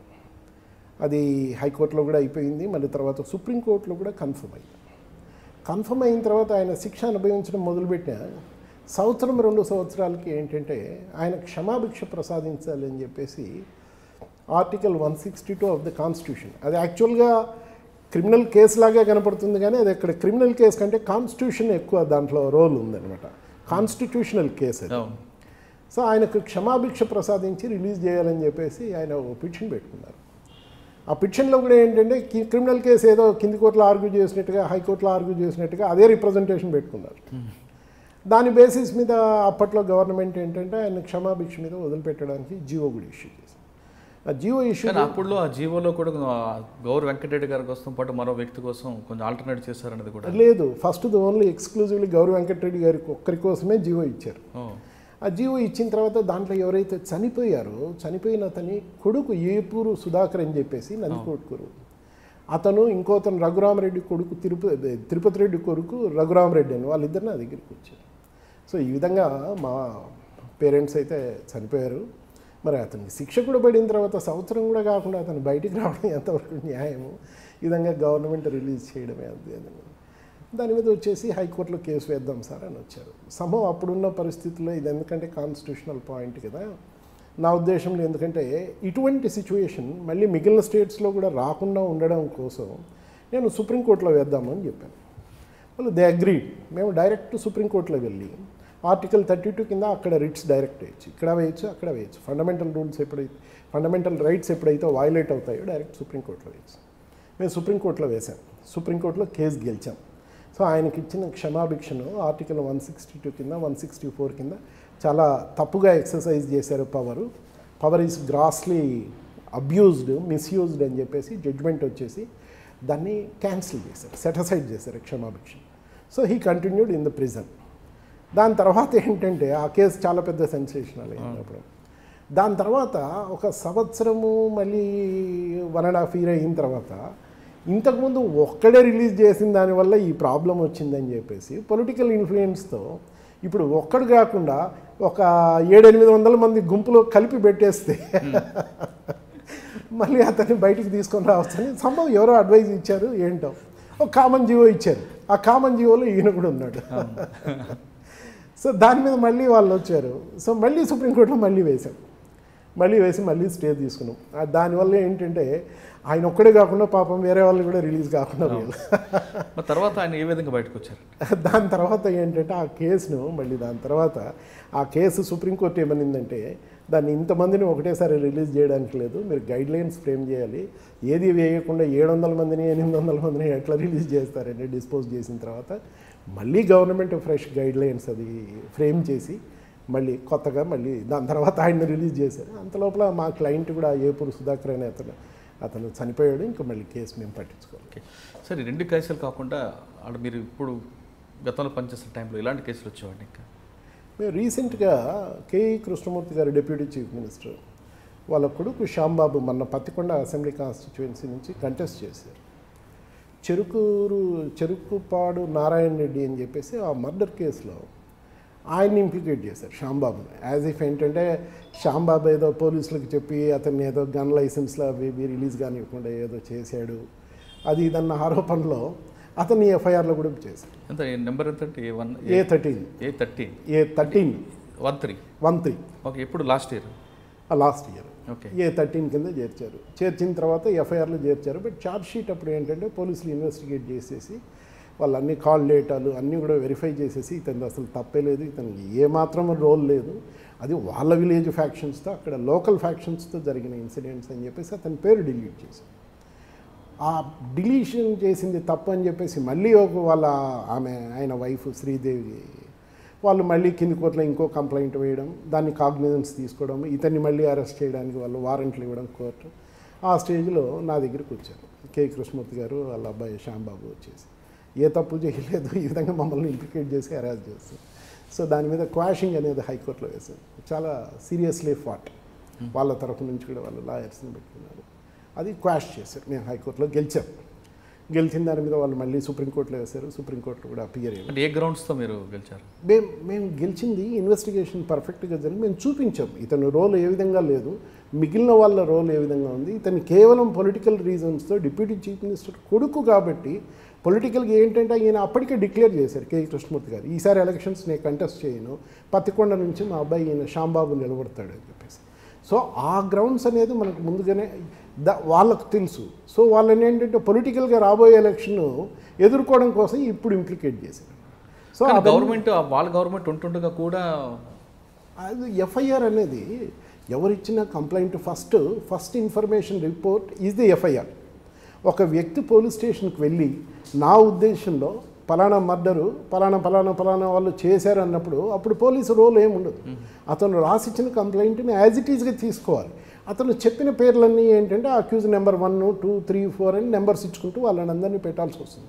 ఇన్వెస్టిగేషన్ దర్యాప్తు అనేది ఎఫ్ఐఆర్ రిజిస్టర్ చేసిన తర్వాత మొదలవుతుంది. దర్యాప్తులో ఇంతమంది అక్యూజుల్లో ఎవరు చేశారు, ఎవరు చేయలేదో, అందరు చేశారా, కొంతమంది చేయలేదా అనేది బయటపడుతుంది. ఆ బయటపడినప్పుడు ఎవరైతే చేయలేదు, ఎవరికి ఎటువంటి రోల్ లేదో వాళ్ళ పేర్లు తీసేసి మిగిలిన వాళ్ళ మీద ఛార్జ్షీట్ ఫైల్ చేస్తారు. ఓకే. సో ఆ ఛార్జ్షీట్ స్టేజ్లో అతని పేరు ఎలిమినేట్ చేయడం జరిగింది. సార్, కే కృష్ణమూర్తి కొడుకు కాకుండా ఇంకా చాలా ఫ్యాక్షన్. ఇంకొకటి మీకు చెప్పాల్సింది ఏంటంటే కపట్రాల వెంకటప్ప నాయుడు అని చెప్పేసి కర్నూలు సేమ్ పత్తికొండ కాన్స్టిట్యుయెన్సీ కిందనే వచ్చేవాడు. ఆయన పెద్ద ఫ్యాక్షనిస్టు అయితే నా దగ్గర రెగ్యులర్గా వచ్చేవాడు. ఆయనకు ప్రాణ భయం అనేది ఉండేది. సో గన్మెన్ కోసము, పోలీస్ ఎస్కార్ట్ కోసం మేము నెంబర్ ఆఫ్ రిట్ పిటిషన్స్ హైకోర్టులో వేయడం జరిగింది. అతని మర్డరు అతను జీప్లో వాళ్ళ ఊరు నుంచి కపట్రాల నుంచి కర్నూలుకు వస్తూ ఉండగా లారీతో డాష్ చేసి కొట్టి అక్కడ మర్డర్ ఇన్సిడెంట్ జరిగింది. ఇనీషియల్గా ఏమైపోయిందంటే ఆ రోజు ఇట్లే సమ్మర్ వెకేషన్స్ ఈ మే నెలలో వెంకటప్ప నాయుడు నా క్లయింట్. నేను సడన్గా టీవీ ఆన్ చేసి చూస్తూ ఉంటే ఇట్లా వెంకటప్ప నాయుడు యాక్సిడెంట్లో చనిపోయాడు. I was shocked. ఏంటి అది, సరే ఎట్లా చనిపోయాడు ఏంటని ఐ వాజ్ జస్ట్ చూస్తున్నాను, వాచ్ చేస్తున్నాను టీవీ. దాంట్లో ఏంటంటే ఎదురుగా లారీ వచ్చింది, లారీ వచ్చేసి కొట్టడం వల్ల ఈ విధంగా చనిపోయాడు అది దాని అంటే నేను కొంచెం కేర్ఫుల్గా ఇది చూసిన తర్వాత నాకు అది యాక్సిడెంట్ లాగా అనిపించలే. అంత లోపలికి ఎవరో టీవీ ఛానల్స్ వాళ్ళు ఫోన్ చేశారు, మీకు మొదటి నుంచి కపట్రాల వెంకటప్ప నాయుడు మీ క్లయింట్ కదా, మీరు ఆయనతో ఏదన్నా అనుబంధం పంచుకుంటారేమో, మీరు ఒకసారి స్టూడియోకి రావాలి.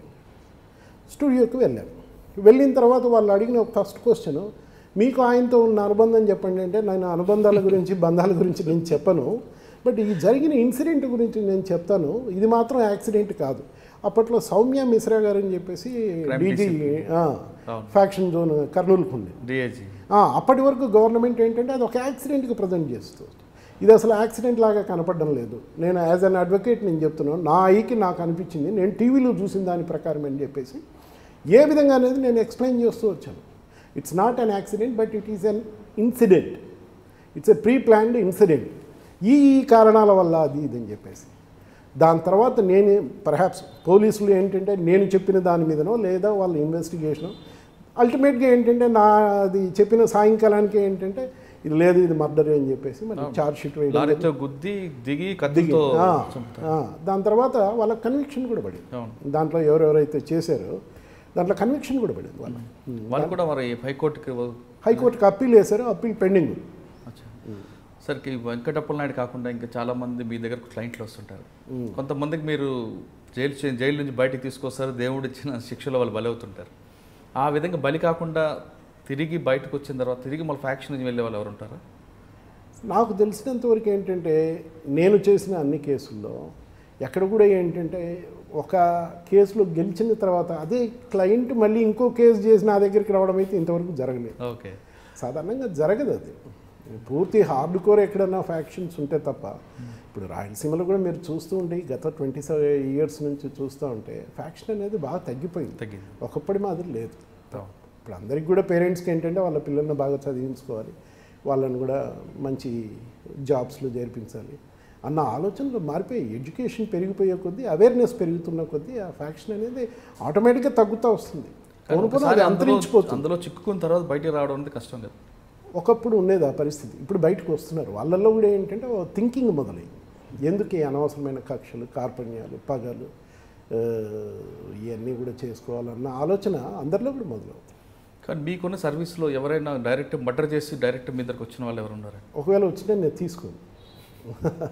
డైరెక్ట్ నేను మర్డర్ చేశాను, ఇది నా తరఫున అప్పీర్ కండి అనేది ఎందుకంటే నేను అడగను. ఫస్ట్ నువ్వు చేసావా అని అడగను. ఒకవేళ ఎవరైనా వ్యక్తి పొరపాటున ఆ విధంగా చెప్పాడంటే నేను ఆ కేసు యాక్సెప్ట్ చేయి. అంటే కింద కోర్టులో కన్విక్షన్ వస్తేనే మీరు నేను యాక్సెప్ట్ చేస్తాను.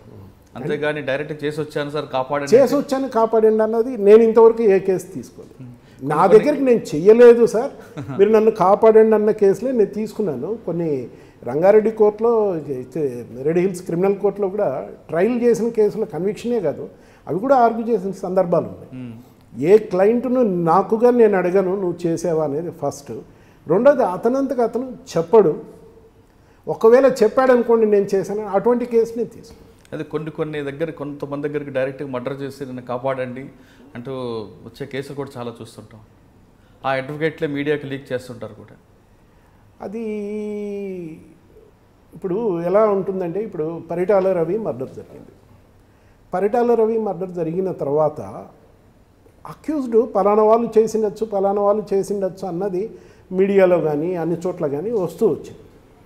ఆ వస్తూ వచ్చిన తర్వాత దెన్ అక్కడున్న ఒక లోకల్ అడ్వకేట్ ఆదిశేషారెడ్డి గారు అని చెప్పేసి, ఆయన నాకు మంచి మిత్రుడు కూడా, ఆయన దగ్గరికి వెళ్ళిన అక్యూజ్ను ఒక్కొక్కరిని ఏంటంటే ప్రజెంట్ చేస్తూ వచ్చాడు పోలీసులకు. సరెండర్ పిటిషన్లు వీళ్ళు పోయి పోలీస్ స్టేషన్లో సరెండర్ కావడం, అంత మాత్రాన్ని వాళ్ళు నేరం అంగీకరించినట్టు అనుకోవడానికి లేదు. ఎందుకంటే ఒక్కసారి నేర ఆరోపణ వచ్చిన తర్వాత తప్పించుకొని తిరగడం అనేది సాధ్యం కాదు. సినిమాల్లో చూస్తూ ఉంటాం, ఇది చట్టానికి ఉన్న హ్యాండ్ చాలా పెద్దది అని, లాంగ్ హ్యాండ్ అని. అదేవిధంగా లా ఏంటంటే we cannot under estimate the law agencies కూడా. సో డెఫినెట్గా ఎప్పుడో ఒకసారి ఎవరినో ఒకరిని ఖచ్చితంగా అరెస్ట్ చేస్తారు, దొరకకుండా ఎవ్వరూ తిరగలేరు, ఖచ్చితంగా ఏదో ఒక.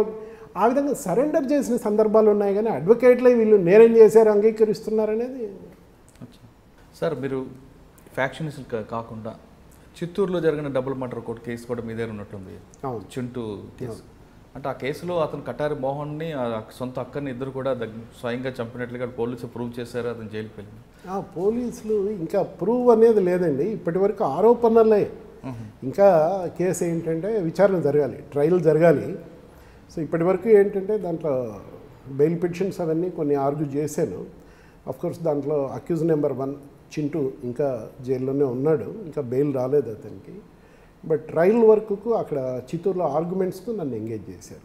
కేసు ఇంకా పెండింగ్ ఉంది, ఆరోపణల స్టేజ్లో. క్లియర్గా సీసీటీవీలో కూడా చూపిస్తుంది అతను రావడం, బుర్కాలు వేసుకోవడం, దగ్గరుండి చంపడం అంతా కూడా. ఇంకా ఆ కేసులో అది సీసీటీవీలో ఉన్నట్టు అసలు ఎక్కడ మీరు అంటున్నారు, కానీ ఛార్జ్షీట్లో అయితే లేదు. ఓకే, ఛార్జ్ షీట్లు ఈ విధంగా సీసీటీవీలో ఉంది, ఆయన బుర్కా తీయడము జరిగింది, షూట్ చేయడము అన్నది ఛార్జ్ షీట్లో లేదు. ఛార్జ్ షీట్లో లేనిది మనం ఉన్నట్టు ఎట్లా అనుకుంటాం? అంటే హాల్లోకి రావడం అంతా చూపించడం, తర్వాత జీప్ మీద పారిపోతున్నప్పుడు కూడా అక్కడ సీసీటీవీ చూపించినట్లుగా లేదు, అది ఛార్జ్ షీట్లో లేదు. జీప్లో వెళ్తున్నప్పుడు సీసీటీవీ చూపించిందని ఎక్కడా లేదు, ఛార్జ్ షీట్లో లేదు. సో అది అంటే ఇప్పుడు ఛార్జ్ షీట్లో ఉన్నదే మీరు పాయింట్ తీసుకుంటారు. ఎందుకంటే పోలీసులు ఇన్వెస్టిగేట్ చేసిన తర్వాత, కొన్ని నెలలు ఇన్వెస్టిగేట్ చేసిన తర్వాత, చాలామంది సాక్షులను విచారించిన తర్వాత ఈ విధంగా జరిగిందని వాళ్ళు పెడతారు. పెట్టిన తర్వాతే కదా మా రోల్ స్టార్ట్ అయ్యేది.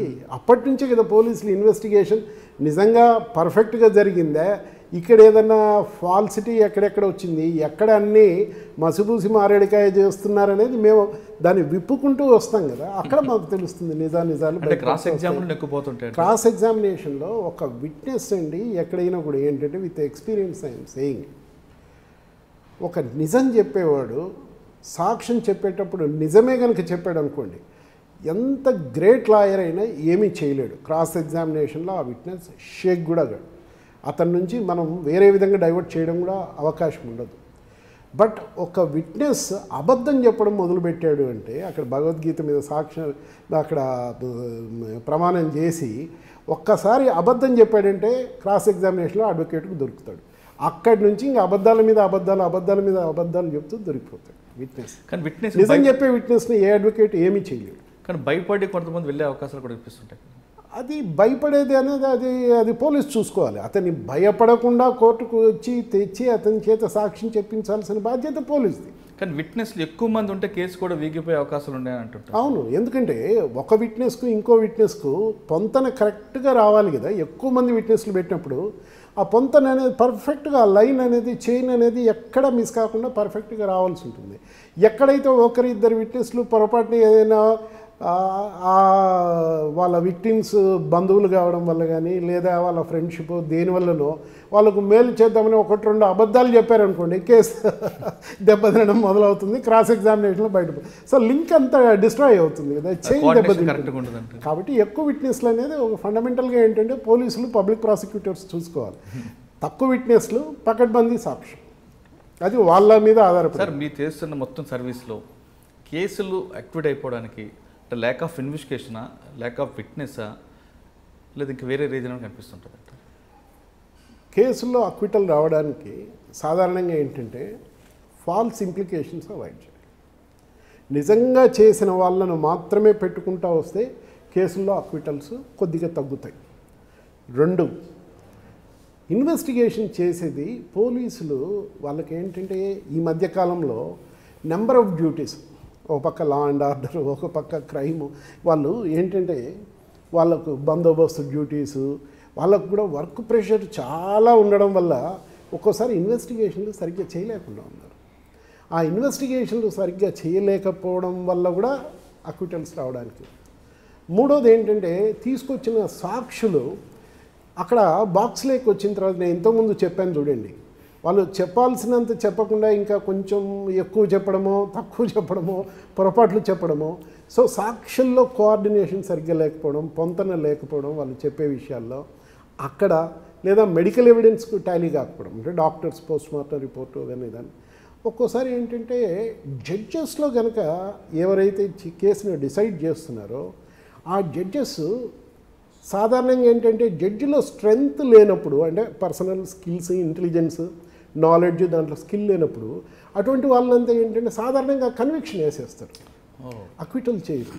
వాళ్ళ జడ్జి ఏంటంటే అక్విటల్ రాయాలంటే ఆ జడ్జి రిక్వైర్స్ గ్రేట్ నాలెడ్జ్. ఒక కేసు నుంచి, క్రిమినల్ కేసు నుంచి ముద్దాయిల మీద కేసు కొట్టేయడానికి it requires lot of competence. But conviction వేయడానికి ఈజీ. సో సాధారణంగా తక్కువ స్టాండర్డ్ ఉన్న జడ్జెస్ ఏంటంటే ముందు కన్విక్షన్ వేసేసి మళ్ళీ హైకోర్టు చూసుకుంటుందిలే అనుకుంటారు. మాకు అటువంటి ఏంటంటే కొంచెం మాకు అస్త్రాలు మాకు వరంగా మారిపోతాయి. కానీ శిక్ష పడాలి అనుకుంటే పోలీస్ వైపు నుంచి మీరు ఇచ్చే సూచనలు ఏంటండి? పోలీసులు ఇన్వెస్టిగేషన్ పర్ఫెక్షన్ ఉండాలి. 2, ఎటువంటి ఇన్ఫ్లుయెన్సెస్కు లొంగకూడదు. నిజంగా నేరం చేసిన వాళ్ళను మాత్రమే పెట్టాలి.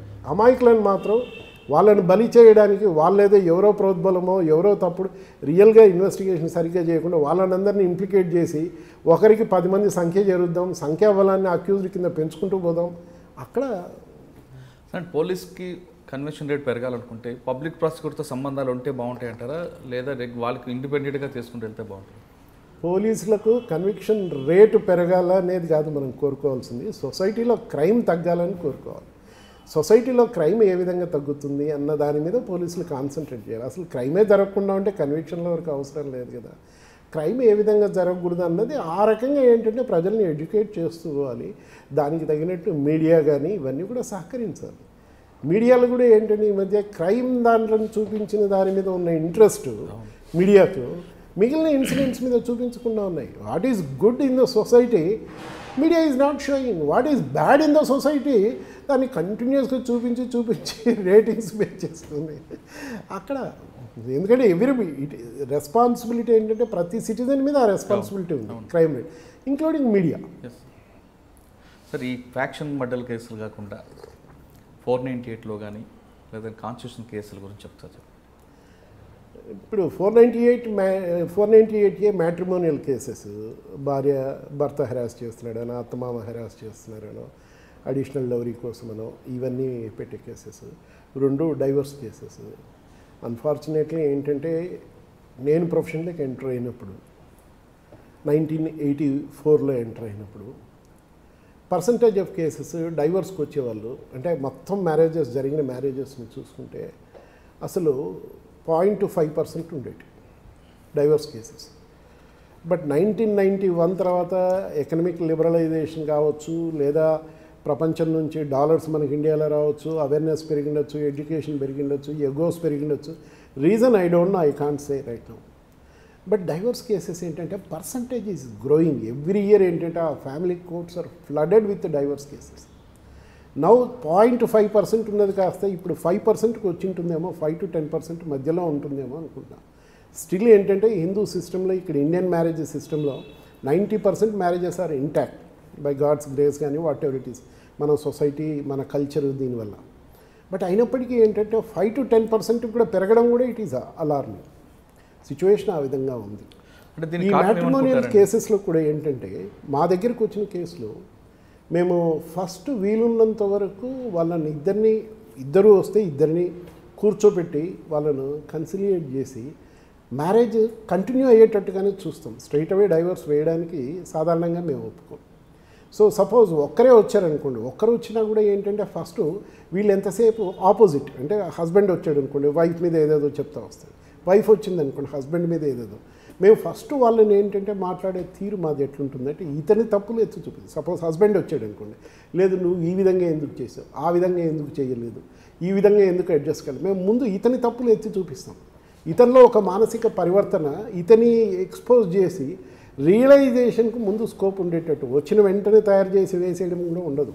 మేము ఒక సఫిషియెంట్ టైం ఇచ్చేసి అతన్ని ఆలోచింపజేసి అప్పటికీ ఏంటంటే బలమైన కారణాలు ఉంటేనే కోర్టు వరకు వెళ్ళేదానికి అవకాశం. నెంబర్ ఆఫ్ ఆ విధంగా నా దగ్గరికి వచ్చిన కేసెస్ ఈ స్టేజ్లోనే ఎటువంటి ఫీజు తీసుకోకుండా వాళ్ళిద్దరిని భార్యాభర్తను మళ్ళీ కాంప్రమైజ్ చేసి మంచి లైఫ్ లీడ్ చేసేట్టు పెద్ద పెద్ద ఎడ్యుకేటెడ్ ఇద్దరు. ఒక కేసులో అయితే husband was chartered accountant, wife was bank employee, managerial cadre. ఇద్దరిని కూడా కాంప్రమైజ్ చేసి మళ్ళీ కానీ మీ దగ్గరకు వచ్చిన కేసుల్ని మీరు ముందు కంప్లైంట్ వైపే మిస్టేక్ చూపిస్తూ కాంప్రమైజ్ తప్పులు చూపిస్తూ ఆయన్ని ఆయన కన్విన్స్ చేస్తారు. కొంతమంది అడ్వకేట్లు కేసు రావడం తరువాయి వాళ్ళ మీద అది అక్కడ ఏంటంటే మా అడ్వకేట్ సోదరులు కూడా గమనించాల్సిన విషయం ఏంటంటే advocate profession is a noble profession. Like teaching profession is a noble profession ఏ విధంగా ఉందో అడ్వకేట్ ప్రొఫెషన్ కూడా నోబుల్ ప్రొఫెషన్. ఎంతసేపు ఏంటంటే మన కేసు వచ్చింది, క్లయింట్ వచ్చాడు, డబ్బు తీసుకుందాం వేసేద్దామన్న ఆలోచన కాకుండా సొసైటీ ఏదైతే ఆర్డర్లీనెస్, సొసైటీలో మంచి అనే దాంట్లో మనకు కూడా కొంత బాధ్యత ఉంది. మనం సొసైటీలో మనం భాగమైనప్పుడు ఈ ప్రొఫెషన్లో సొసైటీ బాగుపడడానికి మనం ఏం చేయాలన్నది కూడా ప్రతి అడ్వకేట్ కూడా గుర్తుపెట్టుకొని కేవలం కేసు డబ్బు గురించి ఆలోచించకుండా కొంచెం చేస్తూ ఉంటే బాగుంటుంది. కానీ కొన్ని 498 కేసుల్లో ఎక్కడో అమెరికాలో ఉన్న ఆడపడుచుని, ఆంధ్రాలో ఉన్న అత్తగారిని కూడా పెట్టడం అనేది ఇప్పుడు ఫ్రాంక్గా చెప్పాలంటే ఈ సెక్షన్ 498A ఒకటి ఏది వైఫ్ సైడ్ నుంచి, అదేవిధంగా SC/ST అట్రాసిటీస్ యాక్ట్, అక్కడ కూడా ఏంటంటే ఈ రెండు దాంట్లోనే ఏంటంటే బాగా మిస్యూజ్ చేయడం జరిగిపోతుంది. ఈ ఫాల్స్ ఇంప్లికేషన్స్ ఎక్కువ అవుతున్నాయి. జరగకుండా జరిగినట్టుగా రాయడము. ఆ SC/ST యాక్ట్లో ఏంటంటే యాంటిసిపేటరీ బెయిల్ అనేది లేకుండా ఉండడం ప్రొవిజను. దాన్ని సుప్రీంకోర్టు అసలు యాంటిసిపేటరీ బెయిల్ లేకుండా ఉన్న ప్రొవిజన్ ఏంటంటే సుప్రీంకోర్టు వ్యాలిడ్ అని చెప్పేసి అప్హోల్డ్ చేసింది సెక్షన్ 18 ఆఫ్ ది యాక్ట్లో. సో ఆ విధంగా దానివల్ల ఏంటంటే దాన్ని చాలా గ్రాస్ మిస్యూజ్ జరుగుతూ ఉంది దాంట్లో. అవన్నీ ఏంటంటే people are exploiting the situation. కానీ SC/ST కేసుల్లో కాశ్మీర్లోంచి ఎందుకు ఇంప్లిమెంట్ కావాలి? కాశ్మీర్లో ఇప్పుడు మన మిగతా స్టేట్లో ఎక్సెప్ట్ కాశ్మీర్ ఎక్కడ పెట్టిన కేసు ఎస్టీ ఎస్టీ కేసు వద్దు మీరు అన్నట్లు బెయిల్ దొరకదు. కానీ కాశ్మీర్లో దానికి మీకు ఆ ప్రకారంగా మనం మాట్లాడాలంటే హిస్టరీలోకి చాలా వెళ్ళాల్సి ఉంటుంది. ఇప్పుడు ఎందుకంటే జమ్మూ కాశ్మీర్ ఎప్పుడైతే ఇండియాతో యాక్సీడ్ అయిపోయిందో అప్పట్లో ప్రైమ్ మినిస్టర్ నెహ్రూ గారు, ఆ నెహ్రూ గారి టైంలో ఏంటంటే జమ్మూ కాశ్మీర్ దాని వరకు ఒక స్పెషల్ ప్రతిపత్తి అనడం ఇవ్వడము, ఆర్టికల్ 370 వాళ్ళకి ఏంటంటే ఒక సపరేట్ స్టేటస్ ఇవ్వడం వల్ల ఇండియన్ చట్టాలన్నీ కూడా ఆటోమేటిక్గా అక్కడేం వర్తించదు.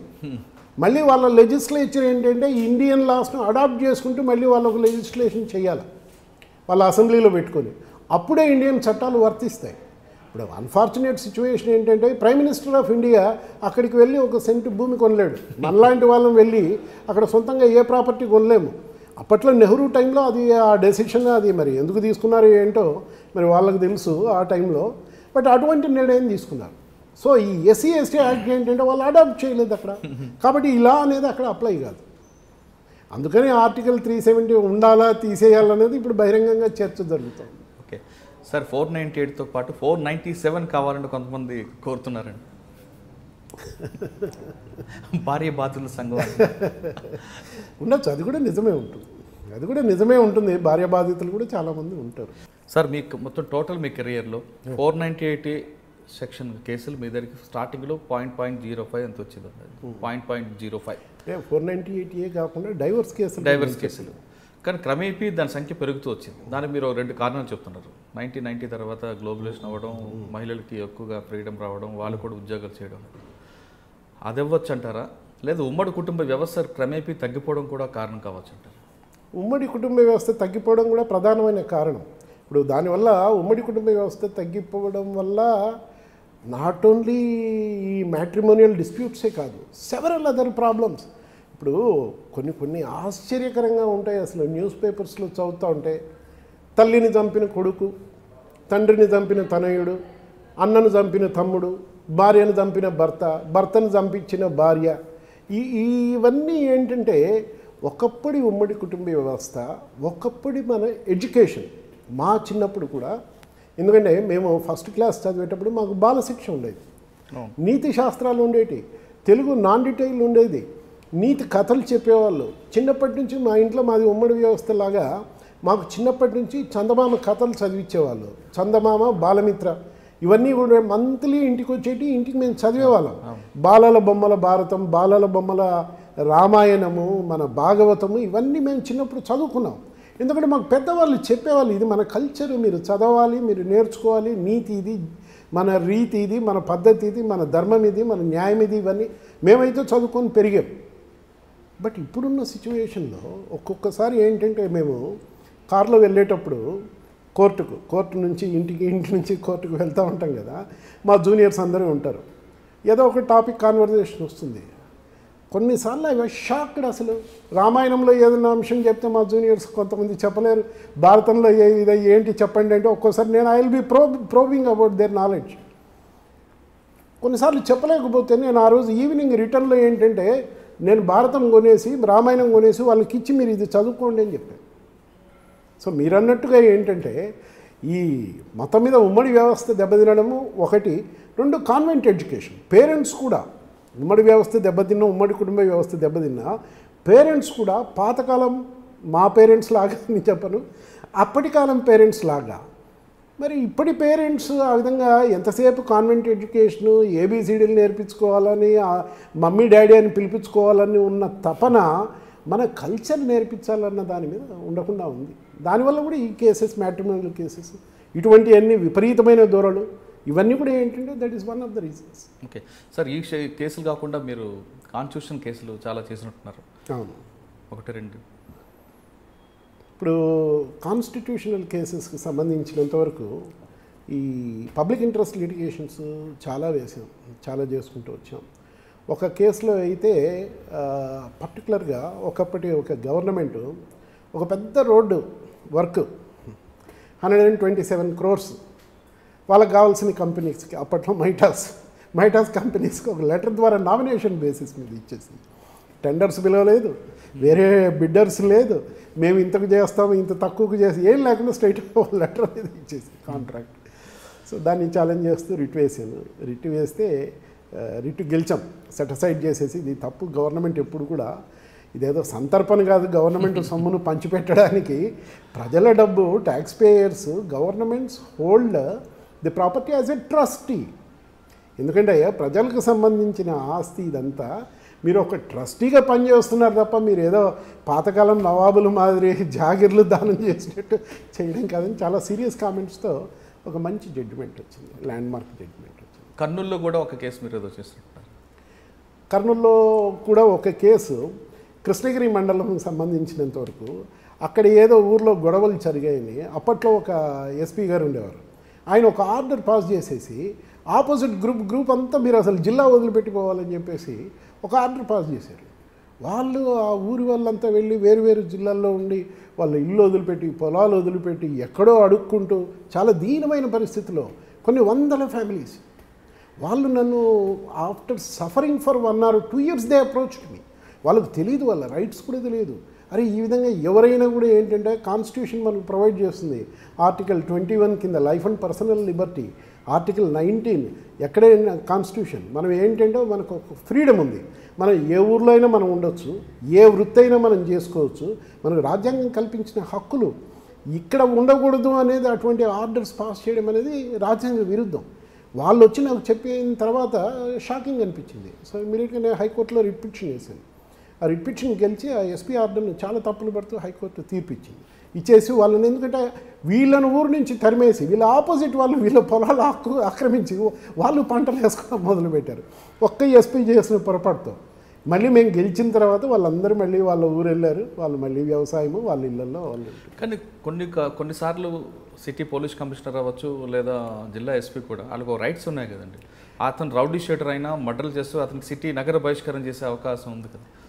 మీకు స్పెషల్ సందర్భాల్లో, ఎందుకంటే రీసెంట్గా స్వామి పరిపూర్ణానంద స్వామి అదే వచ్చు, కత్తి మహేష్, అది 1-2 సందర్భాల్లో జరిగిన సందర్భాలు. కానీ అది ఆర్బిటరీగా ఎక్సర్సైజ్ చేయకూడదు కదా. ఏదంటే అది నాకు నచ్చలేదు నువ్వు వదిలిపెట్టే. పరిపూర్ణానంద గారికి నగర బహిష్కరణ కరెక్ట్ అంటారా? తప్పు. ఆ సందర్భంలో అప్పుడు ఇచ్చింది, అందుకని హైకోర్టు అలో చేసింది కదా. అది తప్పని చెప్పింది కదా గవర్నమెంట్ తీసుకున్న డెసిషన్ పరిపూర్ణానంద స్వామి. అందుకని పరిపూర్ణానంద స్వామి మళ్ళీ వెంటనే he was back in Hyderabad. అంటే ఒక వ్యక్తిని కంట్రోల్ చేయలేని వ్యవస్థ నగర బహిష్కరణ చేయడం వల్ల అది దానికి ఏమైనా, అది సరైన పద్ధతి కాదు. నన్ను అడిగితే అది తప్పది. అప్పుడు గవర్నమెంట్ అటువంటి నిర్ణయం తీసుకోవడం పొరపాటు. అందుకనే హైకోర్టు కొట్టేసింది. ఓకే సార్, ఈ కేసులు కాకుండా టోటల్గా మీ సర్వీస్లో మీ దగ్గరకు వచ్చిన కేసు, అంటే కింద కోర్టులో కన్విషన్ తీసుకొని మీ దగ్గరకు వచ్చిన తర్వాత అక్యురేట్ అయిపోయే కేసులు ఉన్నాయా, లేదా కన్విషన్ కూడా కంటిన్యూ అయిన కేసులు ఏమైనా ఉన్నాయా? కింద కోర్టు ఇచ్చిన తీర్పుని పై కోర్టు కూడా సమర్థించిన కేసులు ఉన్నాయి, అవి కూడా ఉన్నాయి. కానీ నా అదృష్టం కొద్దో లేకుంటే నా క్లయింట్స్ అదృష్టమో వాట్ ఇట్ ఈస్, నేను తీసుకున్న కేసులో ఎక్కువ భాగం 90% అక్విటల్స్ వచ్చినవి ఉన్నాయి. కన్విక్షన్ పడిన కేసులు కూడా ఒక 10% ఉన్నాయి. రీసెంట్గానే ఒకటి చేశాను కేసు. కరీంనగర్లో ఏంటంటే అతన్ని కేసు ఏంటంటే భార్యాభర్త కలిపి ఒక ఆమె అప్పు అడగడానికి వస్తే ఆమె ముందు అప్పు ఇచ్చింది. అప్పు తిరిగి అడిగిన దానికి ఆమె మీద కిరోసిన్ పోసి ఆమెను తగలబెట్టారనేది ఆరోపణ. కరీంనగర్కి సంబంధించిన వాళ్ళు. అది కింద కోర్టు శిక్ష వేసింది, లైఫ్ సెంటెన్స్. దాన్ని హైకోర్టులో ఆర్గ్యూ చేశాను. హైకోర్టులో నా ఆర్గ్యుమెంట్ ఒప్పుకోలేదు. కన్విక్షన్కి దాంట్లో జ్యుడిషియల్ మెజిస్ట్రేట్ ఏంటంటే ఆమె డయింగ్ డిక్లరేషన్, ఆమె చనిపోతూ ఆమె చెప్పింది, ఆమె ఎవిడెన్స్లో ఆమె డయింగ్ డిక్లరేషన్ చెప్పింది ఏ విధంగా కిరోసిన్ పోసారు, ఏ విధంగా నిప్పు వెలిగించారు, అది ఇదని. ఆ జ్యుడిషియల్ మెజిస్ట్రేట్ చెప్పిన దాని మీద సాక్ష్యం మీద ఏంటంటే హైకోర్టు నా ఆర్గ్యుమెంట్ ఒప్పుకోలేదు. దాని మీద కన్విక్షన్ కన్ఫర్మ్ చేసింది. వాళ్ళు ఇంకా జైల్లో ఉన్నారు, వరంగల్ జైల్లో ఉన్నారు. సార్ నెక్స్ట్ మీరు 498తో పాటు డైవర్స్ కేసులు, ఫ్యాక్షన్స్ కేసులు, కాన్స్టిట్యూషన్ కేసులు తీసుకొచ్చారు. ఇంకా లాలో జ్యుడిషియరీలో కరప్షన్ గురించి ఒకసారి మాట్లాడితే జడ్జిలు కరప్షన్ అవడం అనేది ఎంతవరకు కరెక్ట్ అంటారు? మీరు ఇక్కడ గమనించాల్సిన విషయం ఏంటంటే ఒకప్పుడు సొసైటీలో అప్పుడున్న నెసెసిటీస్ ఇప్పుడున్న నెసెసిటీస్లో చాలా వ్యత్యాసం ఉంది. పాతకాలంలో అంటే at the time of independence ఈ ఫ్రిడ్జ్లు లేవు, టీవీలు లేవు, ఏసీలు లేవు, పెద్ద పెద్ద బంగ్లాలు లేవు, కార్లు లేవు. కంటెంట్మెంట్ ఉండేది, తృప్తి ఉండేది. రైతు పంట పండించేవాడు, ఆ వచ్చిన పంటతో తృప్తి ఉండేది. ఏదో కొడుకు కూతురికి ఆ సంవత్సరం పెళ్ళిళ్ళు చేసుకోవడం, వచ్చిన ధాన్యంతో చిన్న చిన్న అవసరాలు తీసుకోవడం. As we went on growing మనం పెరిగే కొద్దీ ఏంటంటే ఎకానమీ పెరిగే కొద్దీ మనకు ప్రపంచంలోని ఉన్న కల్చర్స్ అన్నీ మన మీద పడ్డం మొదలుపెట్టే కొద్దీ మనకున్న నెసెసిటీస్ కానీ నీడ్స్ కానీ గ్రీడ్ కానీ పెరుగుతూ వచ్చింది. దానివల్ల ఏంటంటే సొసైటీలో అందరిలో కూడా ఏంటంటే ఒక డబ్బు అంటే వ్యామోహం అనేది అందరిలో మొదలైంది. సొసైటీ అంతా, ఇండియా అంతా మొదలైంది. దాంట్లో డాక్టర్స్ ఉండొచ్చు, ఇంజనీర్స్ ఉండొచ్చు, చార్టెడ్ అకౌంటెంట్స్ ఉండొచ్చు, అదేవిధంగా లాయర్స్ ఉండొచ్చు, కొంత జ్యుడిషియరీ కూడా ఉండొచ్చు. సో మీరు when you compare with the days of 1950 or 1947, now we're in 2019, lot of change in the society. ఇప్పుడున్న నెసెసిటీస్, ఇప్పుడున్న నీడ్స్ దీంట్లో బట్టి. సో అప్పట్లో ఉన్న కరప్షన్కు ఇప్పట్లో ఉన్న కరప్షన్ పెరిగింది వాస్తవం. అన్ని ఇన్స్టిట్యూషన్స్లో, అన్ని వాక్స్ ఆఫ్ లైఫ్లో, ఇప్పుడున్న అన్ని ప్రొఫెషన్స్లో అందరి మనుషుల్లో ఏ విధంగా మార్పు ఉందో కొంత జ్యుడిషియరీలో కూడా మార్పు వచ్చిన మాట నిర్వివాదం, దాన్ని ఎవరు డిస్ప్యూట్ చేయలేరు. బట్ అంత మాత్రానే మొత్తం జ్యుడిషియరీ అంతా జ్యుడిషియరీ మీద తప్పు వేయడం కూడా చాలా, అది అంతా కాకుండా కొంత పార్ట్ అయితే అవుతుంది, కొంత పార్ట్ అయితే అవుతూ ఉంది. అయితే ఎంత అవుతూ ఉందో మనం ఏంటంటే దాన్ని డిస్ప్రపోర్షనేట్గా బయట మాట్లాడుకోవడం ఎక్కువ అవుతుంది. సపోజ్ ఒక 5% ఉంటే దాన్ని మ్యాగ్నిఫై చేసేసి దాదాపు ఏదో జ్యుడిషియరీ 80% 90% ఉందనేది తప్పు. పర్టికులర్లీ కొంత లోయర్ జ్యుడిషియరీలో, అంటే లోయర్ కోర్ట్స్లో, చిన్న చిన్న ఊర్లలో కానీ జిల్లా కోర్టు వరకు కానీ కొంత పెరుగుతూ ఉందనేది వింటున్నాం. కానీ హైకోర్టు, సుప్రీంకోర్టుకు వచ్చే వరకు అది చాలా చాలా తక్కువ. ప్రజలు బయట అనుకున్నంతగా అయితే లేదు. అంటే హైకోర్టు, సుప్రీంకోర్టు కాకపోవచ్చు, కానీ మనం సిబిఐ కోర్టు లాంటి కోర్టులో తీసుకుంటే పట్టాభిరామ్ లాంటి వాళ్ళ వ్యక్తులు బెయిల్ పిటిషన్లో డబ్బులు తీసుకోవడం చూస్తున్నాం. దాన్ని మనం ఏ విధంగా అంచనా వేయచ్చు అంటారు? తప్పు. ఎక్కడ కరప్షన్ ఉన్నా తప్పే, బయట వ్యవస్థలో కూడా కరప్షన్ ఉన్నా కూడా తప్పే. ఈవెన్ అడ్వకేట్స్లో కూడా ఏంటంటే ఈ మధ్య కొన్ని డేంజరస్ ట్రెండ్స్ వింటున్నాం. నాకు ఒక్కొక్కసారి క్లయింట్స్ వచ్చేసి కింది కోర్టుల్లో గురించి, సపోజ్ పలానా పర్టికులర్ ఊరిలో సార్ అక్కడ ఎవరినైనా అడ్వకేట్ని సజెస్ట్ చేయండి, పలానా ఏ అడ్వకేట్ని పెట్టుకోవాలని సజెస్ట్ చేయండి అంటే, మీరు వెళ్ళండి అయ్యా, మీరు వెళ్ళి అక్కడ వెతుక్కోండి, కనుక్కోండి, మంచి లాయర్ ఎవరు ఉన్నారో మీరే విచారించుకొని అతన్ని ఎంగేజ్ చేయొచ్చు కదా అని చెప్తే వాళ్ళు చెప్తున్నట్టు ఒక్కోసారి భయంకరంగా లేదు సార్, ఇప్పుడు అక్కడ ఊర్లలో దెబ్బతింటా ఉంది, ప్రొఫెషనల్లో అక్కడ లాయర్స్లో క్యారెక్టర్ దెబ్బతింటా ఉంది. ఆపోజిట్ క్లయింట్తో డబ్బులు తీసుకొని కొంతమందిని సొంత క్లయింట్ను ఓడగొట్టే పేర్లు వింటున్నాము. కాబట్టి మీరు ఎవరైతే చెప్తారో బాగా క్యారెక్టర్, అటువంటివి అతని దగ్గరికి పోతాం అన్నది ఇప్పుడు ఆ రకమైన టాక్ వస్తూ ఉంది కొంత సొసైటీలో. అంటే ఒక బ్యాడ్ ఇమేజ్ అనేది పెరుగుతూ ఉంది. సో ఇప్పుడే ఏంటంటే ఒక అడ్వకేట్స్కు వాళ్ళ ఆ క్యారెక్టర్ చూపించుకోవాల్సిన అవసరం ఇంకా ఎక్కువ ఉంది. పాతకాలంలో ఎట్లయితే డాక్టర్ దగ్గరికి మనం వెళ్ళి, ఇప్పుడు డాక్టర్ ఏంటంటే suggest some surgery, we accept, మనం ఏంటంటే ఆపరేషన్ టేబుల్ మీద పనుకుంటాం, మనకు అనస్థీషియా ఇస్తాడు, అతను కడుపుకు వస్తున్నాడో కాలుకు వస్తున్నాడో ఏ జబ్బుకి ఏది చేస్తున్నాడో అనేది మనకు తెలియదు. But it's a trust with all confidence that the doctor will do the right surgery. మనం we surrender our body to the doctor. Correct. అది నోబెల్ ప్రొఫెషన్. అదేవిధంగా ఒక క్లయింట్ మనల్ని నమ్ముకొని, పూర్తిగా నమ్ముకొని వచ్చి అతని కేసు అప్పచెప్పినప్పుడు మనం అంతే నీతితో, అంతే నిజాయితీతో, ధర్మబద్ధంగా, న్యాయబద్ధంగా ఆ కేసు వరకు చేయాల్సిన బాధ్యత మన మీద ఉంది. అదే all advocates, most of the advocates realise 95% advocates హానెస్ట్గానే ఉంటారు. ఆ మిగిలిన 5% ఎవరు ఉన్నారో వాళ్ళు కూడా ఏంటంటే ఆ విధంగా కొంచెం ఇప్పుడు క్లయింట్ మనకు ఎప్పుడైతే ఇచ్చాడో కేసు, మనం ఆ కేసుకు జస్టిస్ చేయాలన్న ఆలోచన ఉండాలి తప్ప ఏదో క్షణికంగా ఏదో డబ్బు కోసమో ఇంకో దానికోసమో ఎవరో ఇన్ఫ్లుయెన్స్కి లొంగో చేయడం, అన్యాయం చేయడం మొదలు పెడితే మాత్రం అది మంచి పద్ధతి కాదు. సార్, ఇప్పుడు మీరు చేసిన కేసుల్లో పాటు ఇప్పుడు తెలుగు రాష్ట్రాల మధ్య నడుస్తున్న ఒక కేసు కనిపిస్తుందండి, డేటా చోరీ కేసు. ఆ కేసులో కొంతమంది జరిగింది ఎఫెన్స్ ఆంధ్రప్రదేశ్ నష్టం కాబట్టి ఆంధ్రప్రదేశ్లోని కంప్లైంట్ ఇవ్వాలని కొంతమంది అంటే, కానీ జరుగుతున్నది హైదరాబాద్లో కాబట్టి ఇక్కడ కూడా కంప్లైంట్ ఇవ్వచ్చు అని మరికొంతమంది అంటున్నారు. కానీ ఇంకొక వర్గం అసలు ఆధార్ కంపెనీ వాళ్ళే ఇవ్వాలి తప్ప వేరే వాళ్ళకి అవకాశం లేదు అంటారు. అసలు ఏం జరిగి ఉండొచ్చు, ఏం చేయొచ్చు అంటారు? ఒకటండి, ఒక fundamental principal, criminal law can be set in to motion by anybody. Criminal complaint అనేది కేవలం బాధితుడే ఇవ్వాల్సిన అవసరం లేదు. ఈవెన్ అన్ ఆన్ లుక్కర్, ఇప్పుడు నడి రోడ్డు మీద ఏదో ఇన్సిడెంట్ జరుగుతూ ఉంది, ఒకతను ఇంకో అతన్ని చంపడమో ఏదో చేస్తున్నాడు. నాకు సంబంధం లేదు అది యాక్చువల్గా, అది ఎవరో ఏమో తెలియదు, ఏ అండ్ బి మధ్య జరుగుతూ ఉంది. But still I have noticed it. I can go and give the complaint to the police. అక్కడ పోయి ఈ విధంగా జరిగింది, మీరు చూడండి, దాన్ని క్రైమ్ బుక్ చేసుకోండి అని చెప్పచ్చు. సో ప్రతి ఒక్కరిది అది బాధ్యత కూడా, ఒక సిటిజన్ది బాధ్యత కూడా. సో కేవలము ఆధార్ వాళ్ళే ఇవ్వాలి, వేరే వాళ్ళు ఇవ్వడానికి లేదు అనేది మాత్రం అది తప్పు, అది కరెక్ట్ కాదు. రెండోది, ఇక్కడ హైదరాబాద్లో చేయొచ్చా చేయకూడదా అని అంటే ఆ కంపెనీ ఉన్నది ఇక్కడ, మొత్తం జరిగిన వ్యవహారం అంతా ఇక్కడ, అసలు ఆంధ్రాలో కాదు ఇవ్వాల్సింది ఇక్కడే. సో రైట్ ఆంధ్రప్రదేశ్ కదండి, నష్టం ఎవరైనా కావచ్చు. ఇప్పుడు ఒక ఢిల్లీ అతను వచ్చేసి ఇక్కడ ఏదైనా ఇన్సిడెంట్ చేసి మళ్ళీ ఢిల్లీ పారిపోయాడు అనుకోండి, ఇక్కడే జరుగుతుంది కేసు. ఇప్పుడు ఒక ఫారినర్ వచ్చారు, ఇది కేసీఆర్ గారు ఇచ్చిన ఎగ్జాంపుల్. ఒక ఫారినర్ వచ్చాడు, ఇక్కడ చార్మినార్ చూడడానికి వచ్చాడు, పర్సు పోగొట్టుకున్నాడు, ఆయన వాళ్ళ కంట్రీకి వెళ్ళిపోయి ఇస్తాడా, ఇక్కడ చార్మినార్ పోలీస్కి ఇస్తాడా? చార్మినార్ పోలీస్కి అంతే. అదేవిధంగా అక్కడ ఇన్సిడెంట్, అల్లెజ్డ్ ఇన్సిడెంట్ ఏంటంటే ఇక్కడ హైదరాబాద్లో జరిగింది కాబట్టి హైదరాబాద్ పోలీసులకు ఇవ్వడం అది కరెక్ట్, రిజిస్టర్ చేయడం కూడా కరెక్ట్, దాంట్లో ఎటువంటి తప్పు ఏం లేదు. ఓకే సార్, ఇంకా ఫైనల్గా తీసుకుంటే మీరు కడప జిల్లా నుంచి మీ ప్రస్తావన ప్రారంభమైంది. కడప జిల్లా అనగానే ఫస్ట్ వచ్చే అందరికీ గుర్తుకొచ్చే పేరు రాజశేఖర రెడ్డి గారు. ఆ కుటుంబంతో మీకున్న సాన్నిధ్యం విధంగా? ఆ కుటుంబంతో సాన్నిహిత్యం అంటే యాక్చువల్గా రాజశేఖర రెడ్డి గారు నా పెళ్ళికి వచ్చారు.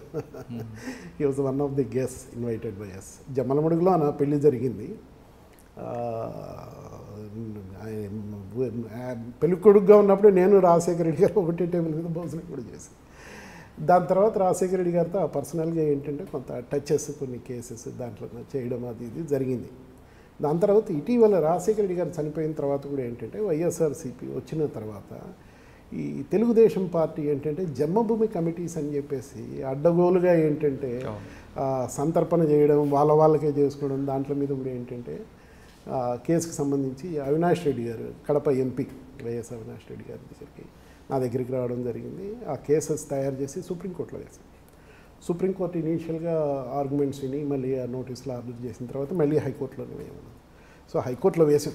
దానివల్ల ఏంటంటే జన్మభూమిల దాంట్లో జడ్జెస్ కూడా అప్పుడు నాగార్జున రెడ్డి గారు కొంత సీరియస్గా తీసుకోవడం, కొన్ని స్ట్రిక్చర్స్ రాయడం, కొన్ని షార్ప్ కామెంట్స్ పాస్ చేయడం, అవన్నీ కూడా జరిగాయి. సో ఆ విధంగా వైఎస్ అవినాష్ రెడ్డి గారు బాగానే ముఖ్యం. ఓకే, విజయసాయి రెడ్డి గారు దాని గురించి చాలాసార్లు నాకు ఫోన్లు చేసి మాట్లాడడం, అడ్వైజులు తీసుకోవడం జరిగింది. అంటే ఆ కుటుంబంతో మీకు సాన్నిధ్యం కొనసాగుతుందంటారు? ఆ కుటుంబం ఇప్పుడు ఏదైనా కూడా ఏంటండి, ఒక లాయర్గా మమ్మల్ని నమ్ముకొని ఎవరు వచ్చినా వాళ్ళకి చిత్తశుద్ధిగా చేసి పెట్టాలి. మేము సిన్సియర్గా మమ్మల్ని నమ్ముకున్న క్లయింట్కి సిన్సియర్గా with all hard work, devotion, honesty and integrity we have to discharge our duties. That is మా గురువులు మాకు నేర్పించినది అది, ఆ ప్రిన్సిపల్. ఆ ప్రిన్సిపల్ మా ప్రొఫెషన్, మా జీవితాంతం ఉంటుంది. నేను ప్రొఫెషన్లో ఉన్నన్ని రోజులు ఎవరైతే నన్ను నమ్ముకొని వస్తారో వాళ్ళకు ఫుల్ జస్టిస్, అంటే వాళ్ళ కేసుకి ఏంటంటే పూర్తి న్యాయపరంగా, ధర్మపరంగా ఏ విధంగా ఏంటంటే ఎటువంటి ఆర్డర్ రావాలో అది ఇప్పించాల్సిన బాధ్యత మా మీద ఉంటుంది. ఆ ట్రస్ట్ని ఎక్కడా మేము కూడా ఎప్పుడూ వమ్ము చేయలేదు. మాకు ఇంతవరకు చేయబోము కూడా. ఇంతవరకు డెవలప్ అయ్యామంటే మా గురువులు నేర్పించిన ఆ ప్రిన్సిపల్ వల్ల. ఆ ప్రిన్సిపల్ అనేది జీవితాంతం ఉంటుంది. ఏ పార్టీ అయినా కావచ్చు, ఏ వ్యక్తి అయినా కావచ్చు, ఎటువంటి మనిషి అయినా కావచ్చు, మమ్మల్ని నమ్ముకొని వచ్చిన తర్వాత వాళ్ళకు చిత్తశుద్ధిగా చేసి పెట్టాల్సిన బాధ్యత మా మీద ఉంటుంది. That's what I'm doing. Okay sir, ఆ చిత్తశుద్ధి మీలో కనిపిస్తుంది. రాబోయే అడ్వకేట్లకి మీరు ఇచ్చే మెసేజ్ ఏంటంటే? రాబోయే అడ్వకేట్లకు కూడా ఇదే. ఇప్పుడు ప్రొఫెషన్లో ఉండాల్సింది ఏంటంటే ఫస్ట్ కాన్ఫిడెన్స్, కమిట్మెంట్, ప్రొఫెషన్కు కమిట్మెంట్, దెన్ సిన్సియారిటీ. ఈ మూడు పెట్టుకొని హార్డ్ వర్క్. ఈ మూడు ఉన్నది, ఈ క్వాలిటీస్ ఉన్న తర్వాత, ఈ 4 క్వాలిటీస్ ఉన్న తర్వాత ఈ లీగల్ ప్రొఫెషన్లో ఉన్న వండర్ఫుల్ థింగ్ ఏంటంటే ఈ 4 ఉన్న వాళ్ళను ప్రొఫెషన్ ఎప్పుడూ మోసం చేయదు. ప్రొఫెషన్ వాళ్ళకి ఇవ్వాల్సిన డెఫినెట్గా ఏంటంటే ఫైనాన్షియల్ సైడ్ కానీ, ఇంకేది నేమ్ కానీ, రెప్యుటేషన్ ఏదైనా కూడా అది స్లోగా వస్తాయి. ప్రతి ఒక్కరికి వస్తుంది. ప్రొఫెషన్నే నమ్ముకున్న వాళ్ళు ఎప్పుడూ దెబ్బ తినలేదు. వాళ్ళకేంటంటే దీని మీద కాన్ఫిడెన్స్ లేక ఇంకో ఉద్యోగమో, ఇంకో వ్యాపారమో, ఇంకోటో పోయిన వాళ్ళు దెబ్బతిన్నారు తప్ప ఈ ప్రొఫెషన్లోనే పూర్తిగా నమ్ముకున్న వాళ్ళు, ఈ క్వాలిటీస్తో నమ్ముకున్న వాళ్ళు ఎవరు దెబ్బతినలేదు. ప్రతి ఒక్కరికి కూడా కేసులు వస్తాయి, ప్రతి ఒక్కరికి కూడా మంచి ఫ్యూచర్ ఉంటుంది, provided all these 4 qualities are developed. Okay, law profession నమ్ముకున్న వాళ్ళకి ఖచ్చితంగా ప్రొఫెషన్ బెనిఫిట్ ఇస్తుంది. కానీ ప్రొఫెషన్ నమ్మకుండా 2 పడవల మీద కాళ్ళగా ప్రయాణం చేస్తే మాత్రం అక్కడ దెబ్బతింటారంటున్నారు వీరారెడ్డి గారు. ఖచ్చితంగా అతను సర్వీస్ తీసుకుంటే 1960లో పుట్టిన వీరారెడ్డి గారు సర్వీస్ తర్వాత చూసుకుంటే అతను ఫ్యాక్షన్ వాళ్ళకి కేసుల్లో గెలిపిస్తున్నా, కేస్ స్టడీ చూసే గెలిపిస్తున్నారు తప్ప అతను సర్వీసులో ఎక్కడ కూడా మర్డర్ చేసి వస్తే మాత్రం ఆ కేసును కూడా టేకప్ చేయకుండా ఉన్న కేసులు అతని సర్వీసులు కనిపిస్తున్నాయి. ఇది ఈ వారం వీరారెడ్డి గారితో ఎక్సలెంట్ ఇంటర్వ్యూ. వచ్చే వారం మరో గెస్ట్తో మళ్ళీ కలుద్దాం. అంతవరకు నమస్కారం. I'm P Veera Reddy, designated senior advocate, practicing at High Court of AP, High Court of Telangana, as well as in Supreme Court. And I have handled number of cases on all subjects except on tax side. And I have given my interview to iDream. Kindly subscribe to iDream. For more videos, subscribe to iDream. And loads of fun entertainment and content, do watch iDreams. Do subscribe iDream Media. దయచేసి iDreams మీరు subscribe చేయాల్సిందిగా నేను కోరుతున్నాను. I am Dr. Nayak, DT Nayak. For more videos, please subscribe to iDream. Please subscribe iDream News. Please subscribe iDream. Please subscribe iDreams. మీరు చూస్తున్నారు iDream News.